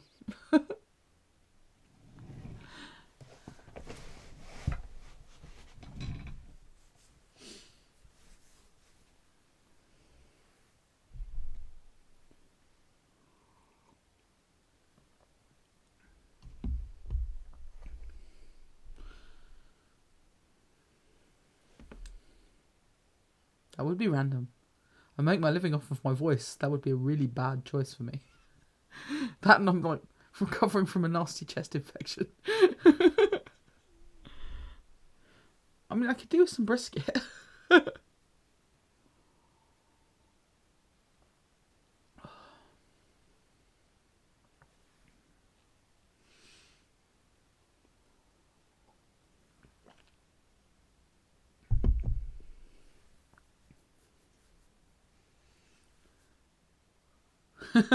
Yeah, for after this one. Right. So our additional tags: Domestic Raylo, Star Wars, The Rise of Skywalker, Fix It, Devoted, Ray Ben Solo, Kylo Ren, Fluff, Smut, Biting, Masturbation, Voyeurism. I love these two crazy kids. Star Wars canon verse, free form, force bond, oral sex, no angst, Fix It of sorts.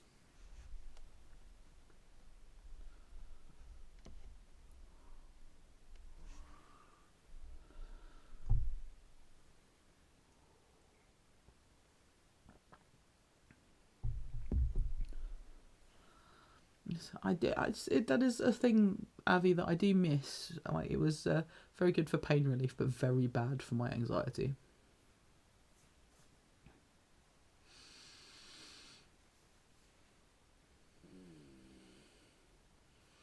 Oh, is it triggering your allergies, huh?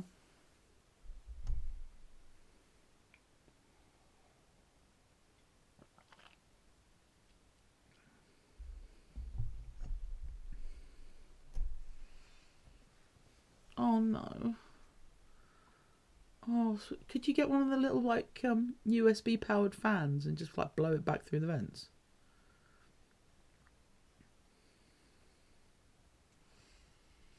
There's actually some really good air purification systems you can get on eBay around here. Because lots of people bought like the really good ones at the height of COVID, and then flogging them for pennies on eBay.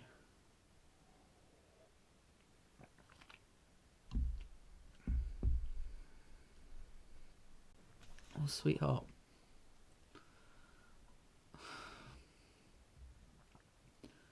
Could you knock and just say, look, could you close your vent or cling wrap it?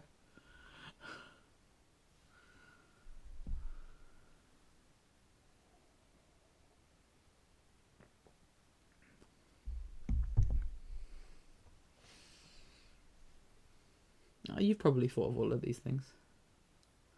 They're coming through that thick and like their vents are closed. Jiminy cricket.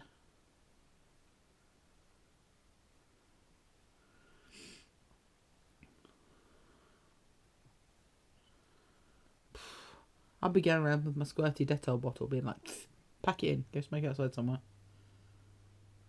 Oh, the oven vent and the Are they hotboxing their house? The oven vent.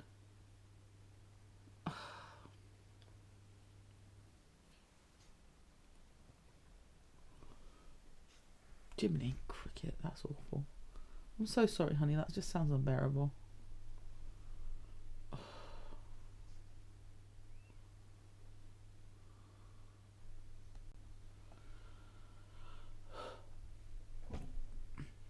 Anyway, if I'm going to get to bed at a reasonable, yikes, at a reasonable hour, then I'm going to need to start reading. So I'm going to, let's have some porn. Hopefully it will at least distract you from the fact that some fucker is stealing all your air.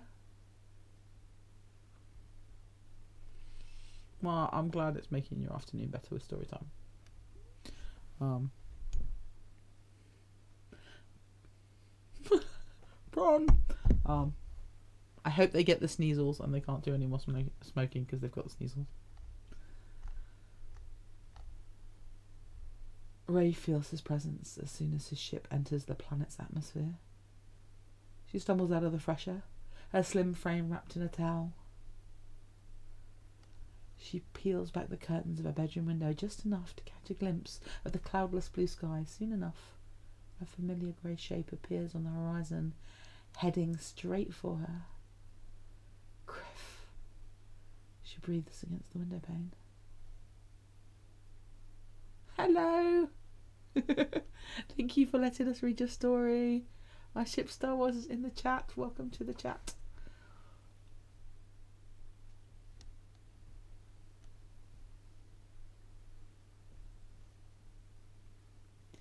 Ray hurries to her dresser, throwing on the first set of clothes she can find. Her hair still wet from the shower, but she doesn't have time to brush it or style it, so she hastily combs her fingers through it on the way out of the bedroom. She tugs on her boots, then bursts out of the front door and into the sunlight. There's a short distance from the cottage to the landing pad. She's a walking bundle of nerves, both excited to see him and caught off guard because she didn't expect him to return until tomorrow. He's been away for a week, and the days have been very, very lonely without him. Not to mention the nights.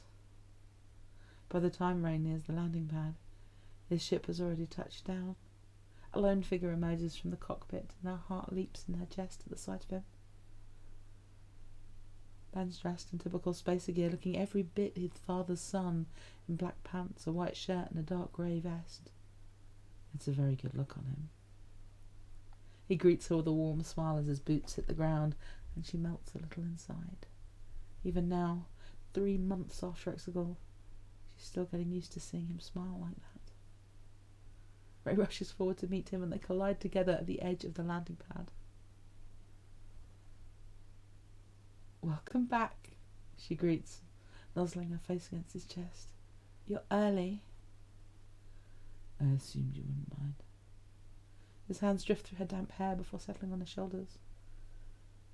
"Your hair looks different." Ray pokes at him playfully in the ribs. "I just got out of the shower. You should have come to let me know you were on your way." "I know, but it would have ruined the surprise." And they make their way back up to the cottage, holding hands with their fingers intertwined. Ben gives a summary of his trip. He met up with Lando, helped him negotiate a business deal with some Outer-Rim merchants. There were a few heated arguments, but fortunately no brawls. In the end, all parties involved came to an agreement that was mutually beneficial. Ray doesn't have much to report on her end, aside from the infestation of field rats she'd had to banish from their garden 2 days ago. Life in their new home is relatively quiet and uneventful. That's all they'd wanted after the grief and the chaos of the war. They still check in regularly with the resistance, making sure there's no major trouble that requires their help, but aside from that, she and Ben are left alone. Ben closes the front door as soon as they're inside and swoops down to kiss her. She hums with approval, practically melts in his arms. Her hands come up to cradle his face, something she's done so often in the last few months that she doesn't think twice about it. That proves to be a huge mistake. They break apart for a moment.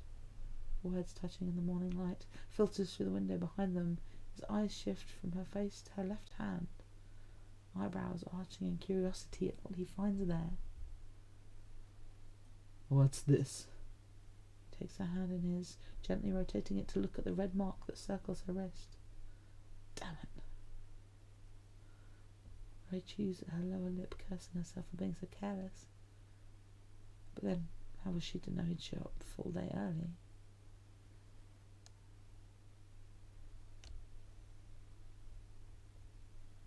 Her first instinct is to shrug it off. It's nothing, really. Ray. The tone of Ben's voice drops a little lower, curiosity turning to concern. On closer inspection, he can see the mark is actually 2 jagged, crescent-shaped indentations. Is that a bite mark? He swallows a gulp of air, her mouth suddenly going dry. His fierce brown eyes bore into hers, searching for an explanation, and the more time she takes to answer, the more suspicious he gets. Ray can't lie to him, even if she wanted to. The bond they share through the Force would betray her in a heartbeat. The only option is to be honest, no matter how embarrassing the truth may be. Yes, she finally replies, her cheeks flushing pink with the confession. Before Ben's suspicion can turn into anything worse, she adds, "It's from me. I bit myself." He cocks his head a little, confused and not at all satisfied with her answer. "Why would you bite yourself?" "I was in the shower and I started thinking about how much I missed you, and well..." She trails off with a frustrated sigh. It was harder to explain with words. It'd be much easier to just show him. So she closes her eyes and reaches out to him through their bond, sending him her memories from earlier this morning. Ray stands in the shower, hot water cascading down her back. She leans forward, her forearm braced against the wall to support her weight.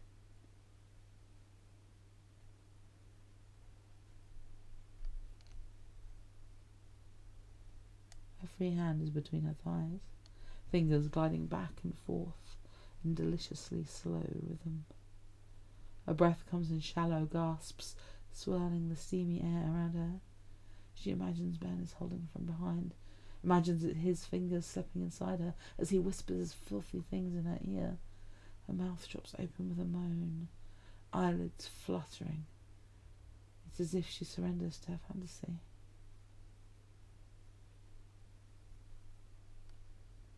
Quickens her pace. Her cries get louder. Suddenly, she pitches forward, her mouth latching onto the first thing it can find. Her wrist. She bites down as a hoarse cry tears loose from her throat. The waves of her orgasm crash over her, leaving her body weak and trembling against the shower wall. Ray opens her eyes and the memory fades away. Deep down, she knows she shouldn't feel ashamed about what she did. She's a grown woman, after all. Has every right to take care of her body's needs. This was a very intimate act. And despite her relationship with Ben growing more physical over the last few months, he's never seen her do that before.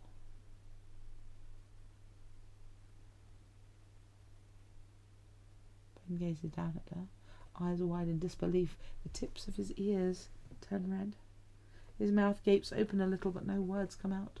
For a few moments he just stares at her, dumbstruck, looking like she just slapped him across the face.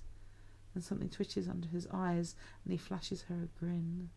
And it's the kind of lopsided grin that always catches her off guard, the one she finds both infuriating and adorable, depending on the circumstance. His grip on her wrist loosens, and his thumb gently caresses the self-inflicted wound. "And to think," he murmurs with a mischievous glint in his eyes, "I missed all of that by a few minutes." "Well," she retorts, "if you hadn't left me alone for a week, I wouldn't have..." The rest of her reply dies in her throat as Ben's mouth crashes into hers. She's surrounded by the heat of his body, lost in the scent of his skin, the taste of his tongue. It's so intoxicating that her knees buckle beneath her, threatening to collapse.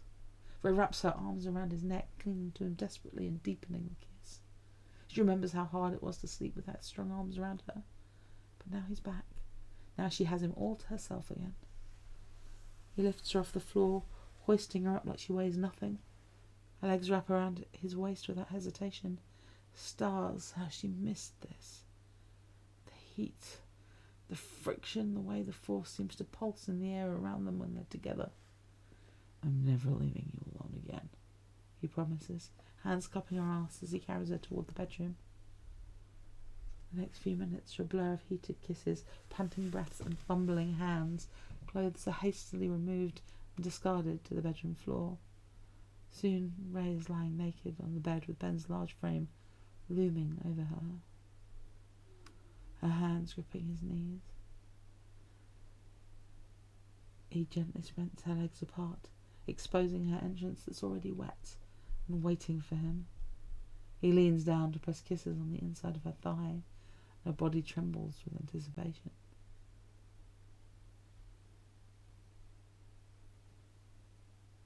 But then his teeth graze her skin, and he bites down, sucking at her tender flesh.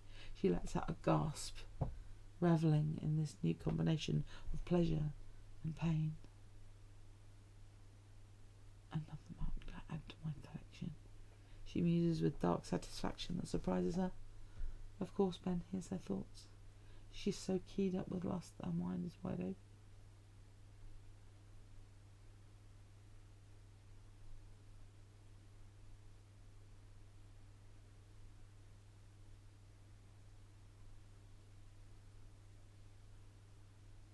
Of course Ben hears her thoughts.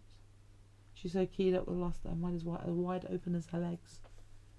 He answers her with a wolfish grin as his biting kisses move further down her thigh.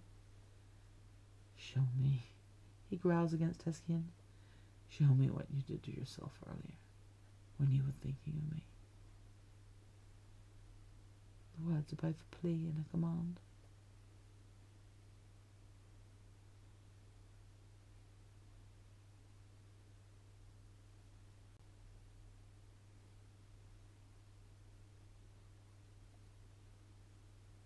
He glances up at her, eyes blown wide with possessive desire, his features taut with tension, as if her refusal would ruin him. Ray lets out a shaky breath, her cheeks warming at the idea of a repeat performance, but because it's Ben, because she's missed him so much, because he's looking at her like that. Of course, she can't say no. Biting her lower lip, she slides her hand down to the space between them. Her fingers glide back and forth along the wet lips of her folds of her sex, sending familiar sparks of pleasure through her body.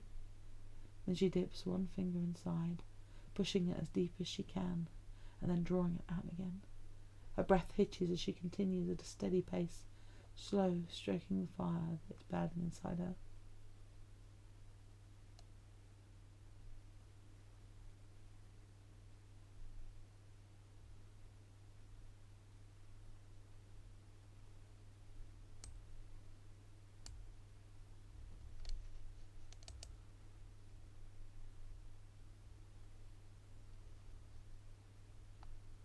Ben watches her mesmerised, drunk on the sight of her pleasuring herself. He's bent at just the right angle that Rain can see his cock twitching between his legs, a bead of clear fluid dripping from its tip. Stars. Ray, you look so hot when you do that. His words send a thrill through her system, the deep rumble of his voice giving her goosebumps. Feeling emboldened by his praise, she flashes him a wicked grin and adds another finger to her ministrations. I'm glad you're enjoying the show, but honestly, it doesn't feel half as good as when you're inside me. Oh, how he loves the sound of that.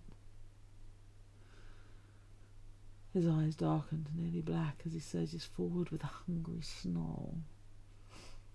One swift motion, he pulls her fingers out and replaces them with his tongue.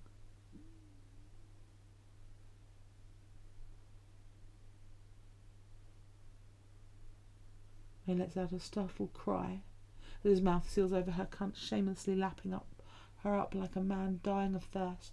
The smouldering flame within her bursts into an inferno, spreading a delicious heat between her legs. Her fingers tangle in his lush black hair, pulling hard enough to elicit a hoarse groan from him. Then his tongue rolls over her clit, and Ray shudders beneath him in a low whimper. I thought of you too, he confesses in between long, languid strokes. At night, when I couldn't sleep, I'd picture you like this, a hot, wet for me.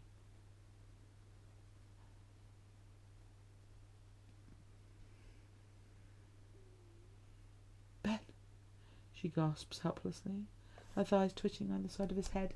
She's close, so close that her hips buck against his sinful mouth, and she swears she can feel him smirking at her.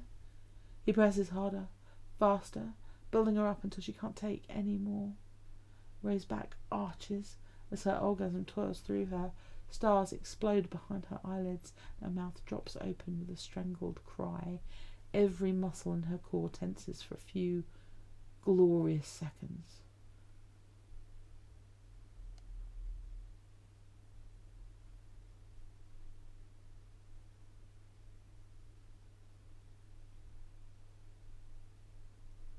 Ray's back arches as the orgasm tears through her. Stars explode behind her eyelids, and her mouth drops open with a strangled cry. Every muscle in her core tenses for a few glorious seconds, then relaxes in the delicious haze of afterglow. Ben rises from his crouched position, leaning down to press his mouth against hers. She lets out a gratified moan as her arms wrap around his shoulders, drawing him down to her. And you. Ray pants in between heavy, hungry kisses. Look so hot when you lick me like that. He grunts in agreement. I've been dreaming about doing that all week. Their kissing halts when a shrill beeping noise erupts from somewhere across the room.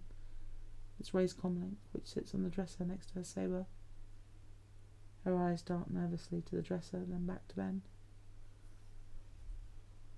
That'll be Finn and Rose, she explains sheepishly. He nods in understanding, but doesn't move to get off of her. Instead, he dips his head down to trail fervent kisses along the column of her throat. You can call him back, he murmurs huskily in her ear. I'm not done showing you how much I missed you. The tip of his erection nudges between her thighs, and suddenly her nerves are on fire again. Ray's breath comes out in a hiss, her hips already tilting to provide a better angle for him. Okay, she agrees. I'll call back later. Much later. He chuckles at that, and slowly sinks into her, and they lose themselves in soft sheets and the glow of early morning light.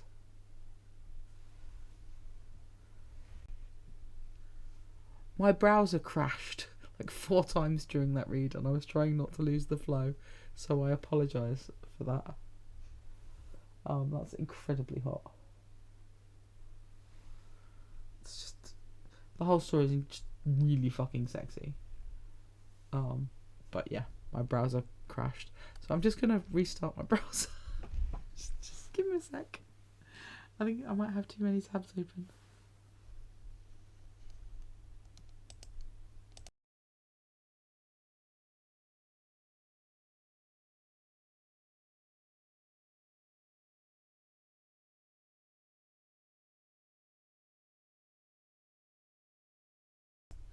Sorry about that. I swear sometimes the tech is just out to get me. So yes, if it's I kept losing my place, that's because the browser just kept going. So I had to bring it back and then quickly find my place again. So just gonna watch it just for a second to make sure that it holds its place, and then we will have an excerpt from Titanium. We're not going to have as much as I'd hope from Titanium because I just realised at the time. So we're just going to have an excerpt from Titanium.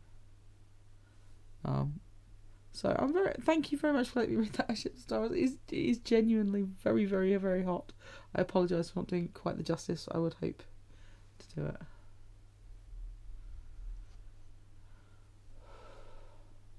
So there's like a huge pile of additional tags, but I'm actually only going to read like the first chapter, which gives us the kind of intro, and then everyone can read the other 21 chapters of Titanium because it's stonking. And thank you so much for letting me read you. I genuinely really enjoyed it. I apologise for the minor technical issue. And please, anytime you would like something read, if you think it fits the theme, or you just want to volunteer something and I'll put a theme in around it, like it happened this time, absolutely, just chuck us a line, stick it at the form, or drop me a DM, Or just come in the chat and be like, read my stuff. Lundberg does that. Lundberg just turns up and goes, here is a link to my thing. Read it or don't read it.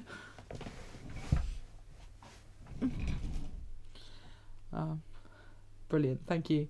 Welcome to the fold. We need some kind of collective noun. If anybody wants to come up with a collective noun. It is nice to have variety on the stream. Do you want to be my kittens?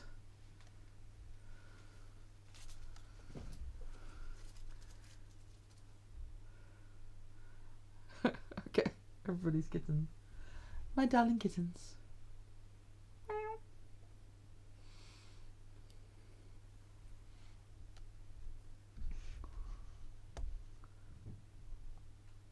Right. So there is like an eye. Did we do this already? This is just another thing I forgot since the head bump, isn't it?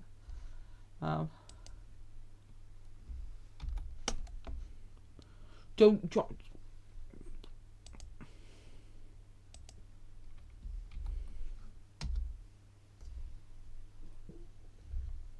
I'm pointing at my browser.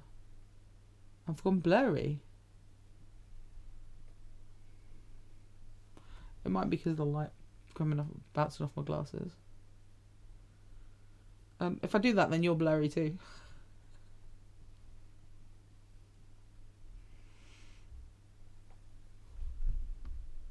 Did I just go slightly green for a second then? First the browser, now the webcam. Fantastic.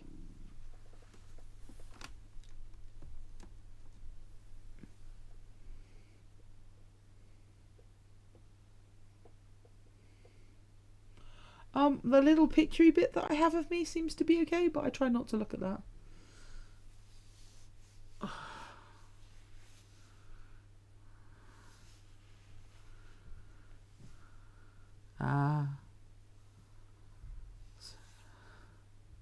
Right, everybody pray for my browser.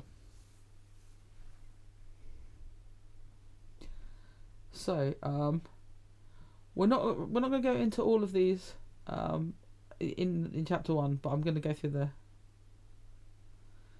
the tags. Force Awakens, Canon Divergent, Lonely Ray of Jakku, Scavenger Freeform, Abandonment Issues, Kylo Ren Freeform, Kylo Ren needs a hug, Rey needs a hug, Lustful Dreams, Lonely Dreams, Kylo finds Rey on Jakku, Dyad Visions, Explicit Language, Canon-based Kidnapping, Slow Burn, There Was Only One Seat, Only One Bed, Still a Slow Burn, It Is You, Masturbation, Canon Scar, Snoke is a twisted dick, Leia is shady, Forced Marriage, Dubious Consent, Loss of Virginity, Angst, Mental and Physically Abusive, Snoke, Enemies to Friends, Mutual Pining, Friends to Lovers, Have I Mentioned Snoke is a Dick, Fluff and Smut, Eventual Pregnancy, Eventual Happy Ending, Happy Ever After, Hair Braiding, Sexually Explicit Content, TROS does not exist, that's no lightsaber, Childbirth, Torture, There's No Going Back, Reylo Freeform, Cunnilingus, Forced Proximity, Protective Kylo, Extremely Dubious Consent.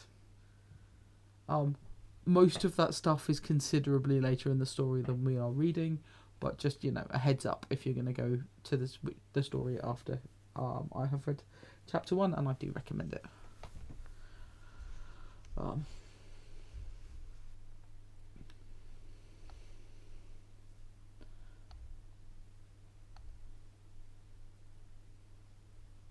Thick tension filled the air in the command bridge of the finalizer.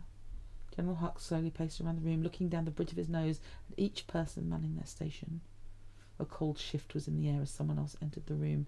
Everyone stood a little taller and barely moved as the man's very presence demanded respect. Sir, there's an incoming transition for you from Supreme Leader Snoke. Where shall I patch it through?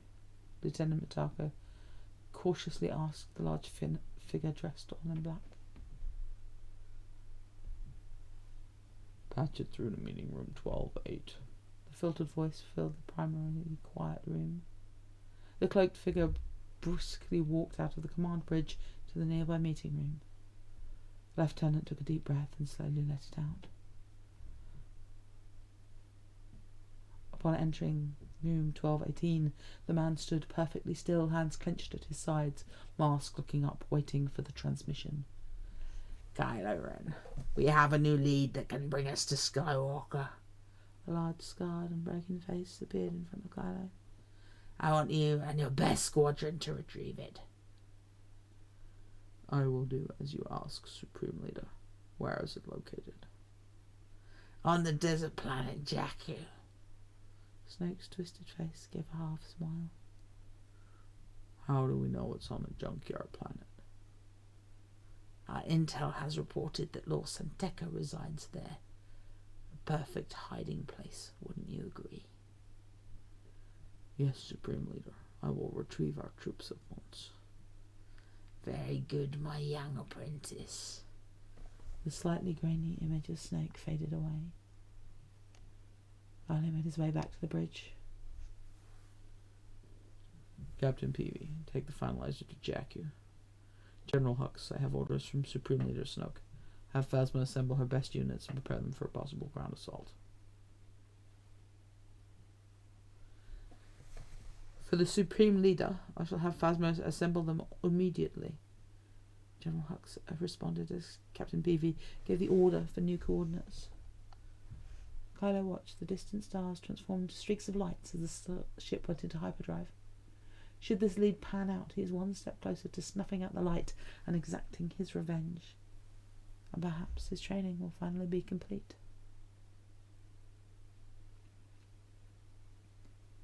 It was only hours later they landed on the planet's surface. Phasma's FN Corps stormed the small spiritual village of Tarnal. The stormtroopers herded the villagers into a group in the centre of town. As panic cries and pleas filled the once quiet evening air, another command shuttle landed nearby. 2 stormtroopers escorted the main prisoner, Lord Santeca, to the front of the group as Kylo Ren approached them. Look how old you've become. Look how old you've become, Kylo stated after looking at the man. Something far worse has happened to you, Lord Santeca defiantly replied. You know what I've come for. Kylo was in no mood to waste time. I know where you came from before you called yourself Kylo Ren. Of course, Lord Santeca was one of the few who knew who Kylo really was. And that would be rectified soon enough. The map to Skywalker. We know you found it. Now you will give it to the First Order. Kylo paced a few steps. The old man was trying to distract him, but from what? The old man continued to hold his head high. The First Order rose from the dark side. Lord Santeca didn't flinch when Kylo stepped toward him. You did not. I'll show you the dark side. Kylo could sense Lord Santeca gave the map away. Anger rippled through him. You may try, but you cannot deny the truth that is your family. Through everything Lord Santeca had seen and heard through the many years, he still believed the light existed in the man who stood before him, a man he hadn't seen since he was a mere boy. You're so right. The crackled hiss from his lightsaber came from Kylo's right side. Lord Santeca held his arms in front of him before Kylo killed him. As soon as he finished striking Lord Santeca down, he turned with his hand up, freezing everything ahead of him. The blue plasma energy from the blaster froze in mid-air, as did the man who attempted to kill Kylo. 2 stormtroopers ran over to the man, roughly dragging him to Kylo Ren. One stormtrooper kicked the man's legs, forcing the man to his knees. Kylo knelt in front of him, carefully searching his mind. The man was a resistance pilot named Poe. So, who talks first? You talk first? Poe joked, trying to present a brave front. The old man gave it to you. Kylo stood up. It's very hard to understand you. Poe moved his hand around his own face, with all the search him. Apparatus, Poe finished, as he was roughly brought back to his feet. The stormtroopers patted him down. Nothing, sir, one of them announced. Put him on board. Kylo didn't bother watching the stormtroopers take the man. They looked around the village once more. Sir, the villagers? A strong female voice behind him in a chrome suit of armour said, "The captain of the stormtroopers." Kylo knew they couldn't afford any mistakes or rumours. He knew what Supreme Leader Snoke wanted. "Kill them," he ordered. The stormtroopers lined up immediately. "On my command," Phasma lifted her hand. "Fire!" The stormtroopers began their slaughter. The agonising screams quietened down moments later. Kylo started to make his way back to his shuttle when he felt someone looking at him. He stopped walking, looking in the direction. He felt the gaze coming from a lone stormtrooper stood, blood-smeared on his helmet, gun to his side. Kylo glared through his mask and then continued to walk, finally releasing the bolt. The stormtrooper jolted from surprise. As Kylo made his way into the command shuttle, he felt something else on the planet, something familiar yet different. He felt this strange presence throughout his life. He stopped midway up the ramp and scanned the dark desert sands.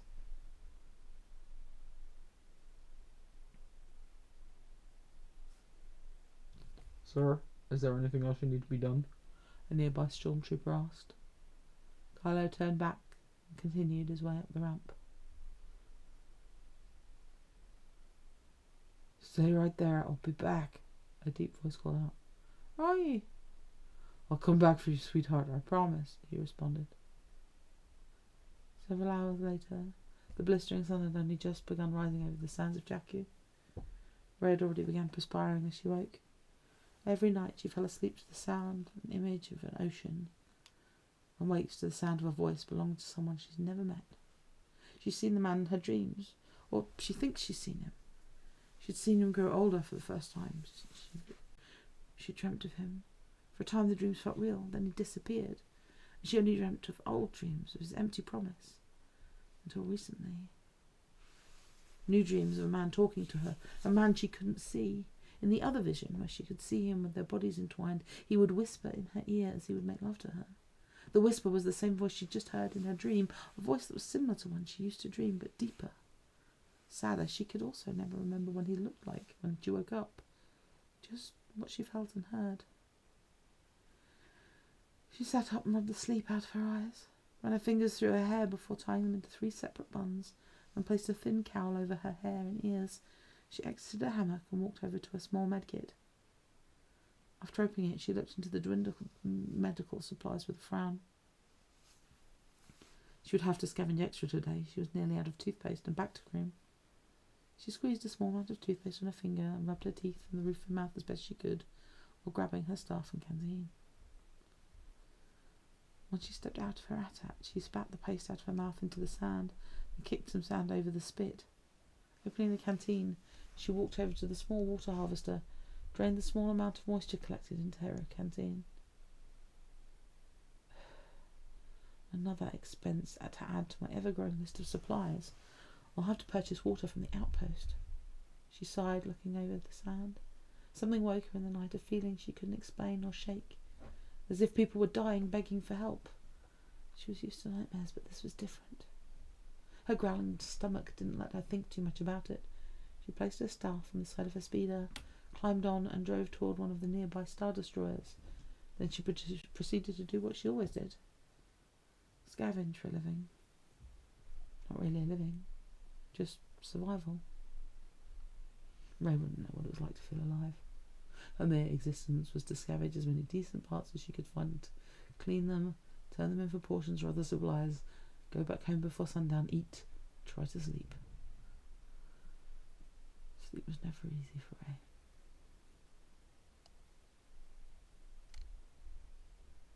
She would try to pretend she was anywhere but Jakku, the only place she'd ever known.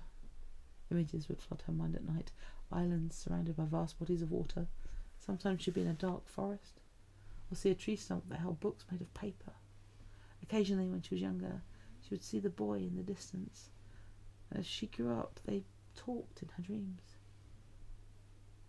His voice grew deeper, his hair grew longer, his eyes became sadder. After images of him became more seldom, she realised she was lonely because she missed the made-up dreams. She mostly remembered his eyes and hair. Some mornings and evenings she wondered if her recent sexual dreams were that of the man she used to dream with.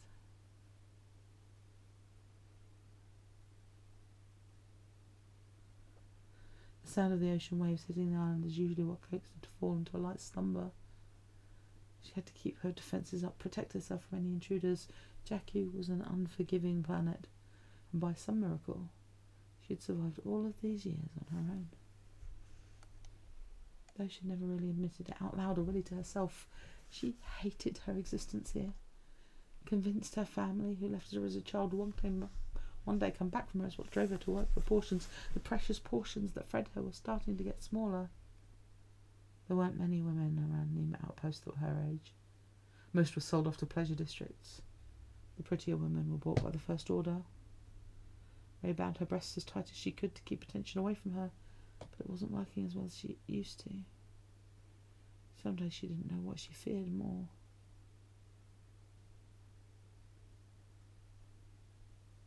Never seeing her family, who she doesn't remember, or being sold off to somebody to use her body in whatever way they see fit. Once she got the parts she needed, she made her way out of the old, once impressive Imperial Star Destroyer. She removed the part of the cow that covered her face, opened her canteen and drank every last drop of water, hitting the sides of the bottle, hoping for one more drop, then slid down the sand on a piece of metal. She loaded her speeder with the parts, and her eyes kept glancing up, making sure other scavengers weren't going to steal her hard day's work. Once she got back to Nima Outpost, she sat at the cleaning station and scrubbed every last piece she had. She glanced at the old woman across from her.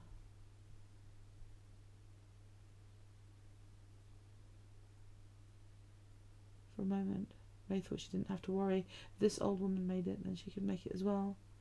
The very thought immediately churned her stomach, and she stopped scrubbing. She didn't want to do this for the rest of her life. Why couldn't her family come back for her already? Suddenly Tito hit her on the back, screaming at her to get a move on. A few hours later, Ray made her way through the exchange line, gave a few parts for toiletries, such as a toothpaste. Platt actually included a toothbrush this time. She began placing the better scraps and waited for his calculations, how many portions they were worth. Her heart sank a bit when he only offered a quarter portion.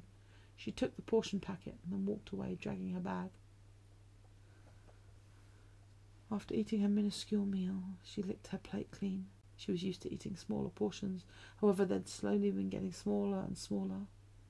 She felt hungry, and she felt she would get sick if she ate more. She could only guess if it was her body getting used to eating a slightly smaller amount than she had the last year or so.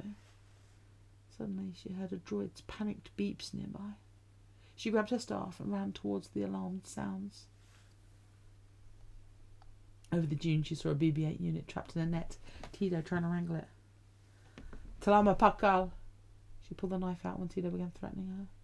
She cut the ropes and freed the spheroid, stood back up, pointing the knife at Tito. Noma! She watched as he rode away, cussing her out as he did. She knelt down by the droid to examine it, explaining who Tito was while she fixed his antenna, relieved for the droid that there was no other damage. But what was a droid doing on Jakku with no one else inside? Where do you come from? Classified? Oh, me too, big secret. She stood back up and began to point. Nima Outpost is that way. Stay off Kelvin Ridge. Stay clear of the sinking fields. You'll drown in the sands. She began to walk away. The droid followed her, beeping desperately. Don't follow me. Town is that way. The droid gave off a pathetic beep and lowered its head. She rolled her eyes at the sight. Come on. In the morning you'll go. The BB-8 unit beeped happily at her as he followed. You're welcome.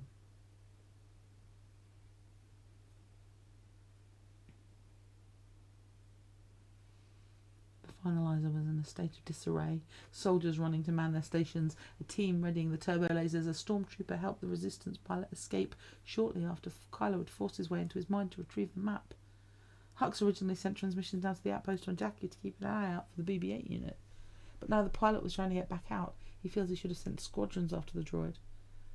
He'd never admit that out loud. Hope not Ren or Snoke ever found out. Unbeknownst to Hux, Kylo had his own problems to deal with. He knew he'd have to deal with Stormtrooper FN-2187, the one from the village. Kylo knew 2187 didn't fire on the villagers, and he let him go without a word.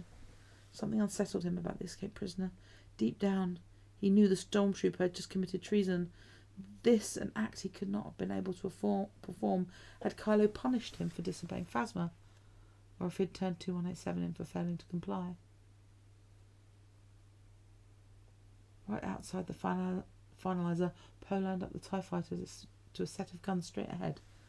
"All right, I got us lined up. It's a clear shot," Poe said. "All right, I got it," FN 2187 answered, and fired, thrilled to see the guns ahead explode. He let out a cheer of excitement. "Did you see that? Did you see that?" "I did. Hey, what's your name?" FN 2187. What? The man didn't have a real name. "It's the only name they ever gave me," 2187 responded. "Well, I ain't using it, huh? FN, huh? Finn. I'll call you Finn. That alright?" Finn smiled. "Yeah, I like it." He was excited. He had a new name, a real name. Adrenaline rushed through his veins as they flew to another set of guns. "I'm Poe Dameron. Good to meet you, Poe." "Good to meet you too, Finn." "Sir, they took out our turbo lasers," Mitaka announced. "Use the ventral cannons," Hux commanded. "Yes, sir, bringing them online," Mitaka responded. "General Hux, is it the Resistance pilot?" Kylo Ren's large figure stormed into the command bridge. "Yes, and he had help from one of our own." Hux paced a few steps away. "The one from the village, FN 2187. Kylo's filtered response filled the room. As the crewman pulled up 2187's personal file, they saw he was top of his training command in hand-to-hand on weapons combat. Such talent from someone so young had to be promoted to Phasma's FN troops. Phasma was called in for questioning over 2187. She was just as surprised as the rest. She had no offences on file. 2187 was a near-perfect stormtrooper. Hux was always unnerved about how Ren and I used the Force to find answers. He also hated him for it. Hux had to struggle to get where he was. Kylo Ren showed up on Supreme Leader's orders with no one to answer to aside from Snoke himself, and had as much power of the ship as Hux.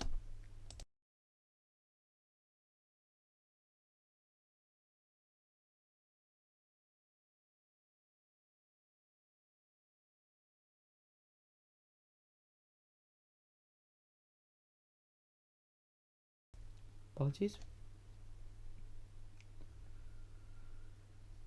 "Sir, ventral cannons are hot," someone announced. "Open fire," Hux commanded. "Do you think they're going back to Jakku?" Phasma asked. "Yes, and the droid we seek has the map. The droid never made it off Jakku," Kylo responded, looking over the barren planet below. "They've been hit, sir," the technician called out. "Destroyed?" Hux asked. "No, sir. Disabled. Looks like they're heading back to Jakku. They're projected to land in the Gozan Badlands," she replied. "I'm going back for the droid. Send one squad to the wreckage." "Sir, incoming transmission from Supreme Leader Snoke." Everyone stopped moving. Kylo clenched his fist even tighter. The projection of Supreme Leader Snoke's face appeared in the middle of the room. "What is this high treat there?" That's not the right person at all. It's a different Andy Serkis character. Bloody hell. "What is this high treason I'm hearing about? Where's the map?" "Supreme Leader, the map is on a droid. Never made it off Jakku," Hux calmly answered. "And the stormtrooper. Hopefully dead when the ship crashes in the Badlands." "I'm holding the two of you responsible for this mess. Kylo Ren, you should have gone down to Jakku as soon as you found out what was in the droid and returned with the map. General Hux, you should have gone personally to Jakku to retrieve the droid." Snoke's thunderous voice surrounded them. "The two of you shall go to Jakku immediately. Where is the nearest outpost in the Gozan Badlands?" "Neither outpost, Supreme Leader. There are other outposts surrounding the Gozan Badlands. It is possible they could try to make it to those outposts as well," the technician answered. "Kylo Ren, General Hux.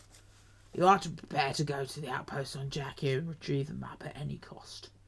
As soon as it's confirmed where they show up, you will personally oversee the retrieval. Snoke's face disappeared when the transmission ended. Both Kylo and Hux glared at one another, though Hux couldn't be sure because of the mask. So, like, it gets dark in places, but it's a fantastic, fantastic story.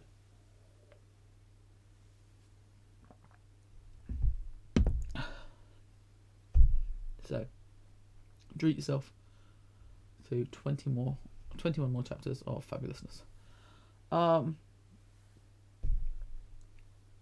I'm gonna be honest, I don't know if I'm gonna stream on Wednesday night because I'm going to my friend's funeral. And I'm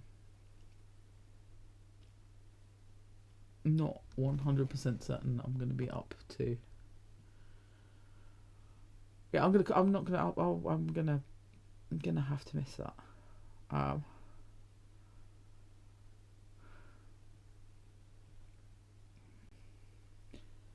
But I might treat myself to a Christmas story or 3 on the Saturday.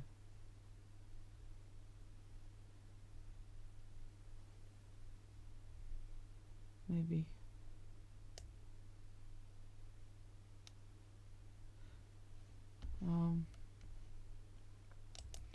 Yeah, so Wednesday the 18th I will not be streaming. Saturday the 21st I might do a holiday stream, but I'll have a think about it. I'll see how honestly I'm going to see how I'm doing after the funeral. Wednesday the 25th I am not streaming.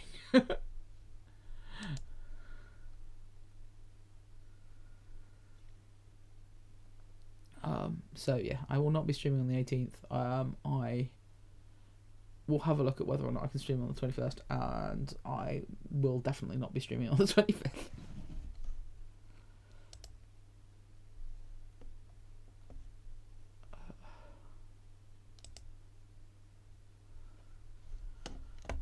But I will put up I will put up a holiday schedule over the next day or two. So thank you all for joining me. I'm going to call it here because I just ran out of throat tea and it was starting to burn. But that's a bit stronger than last time, isn't it? I'm pretty pleased with that. Thank you to all the incredible contributors. I cannot tell you how just beyond chuffed I am for to have so many wonderful responses. And yeah, if I don't see you before then, have a very happy holidays. Good night, kittens.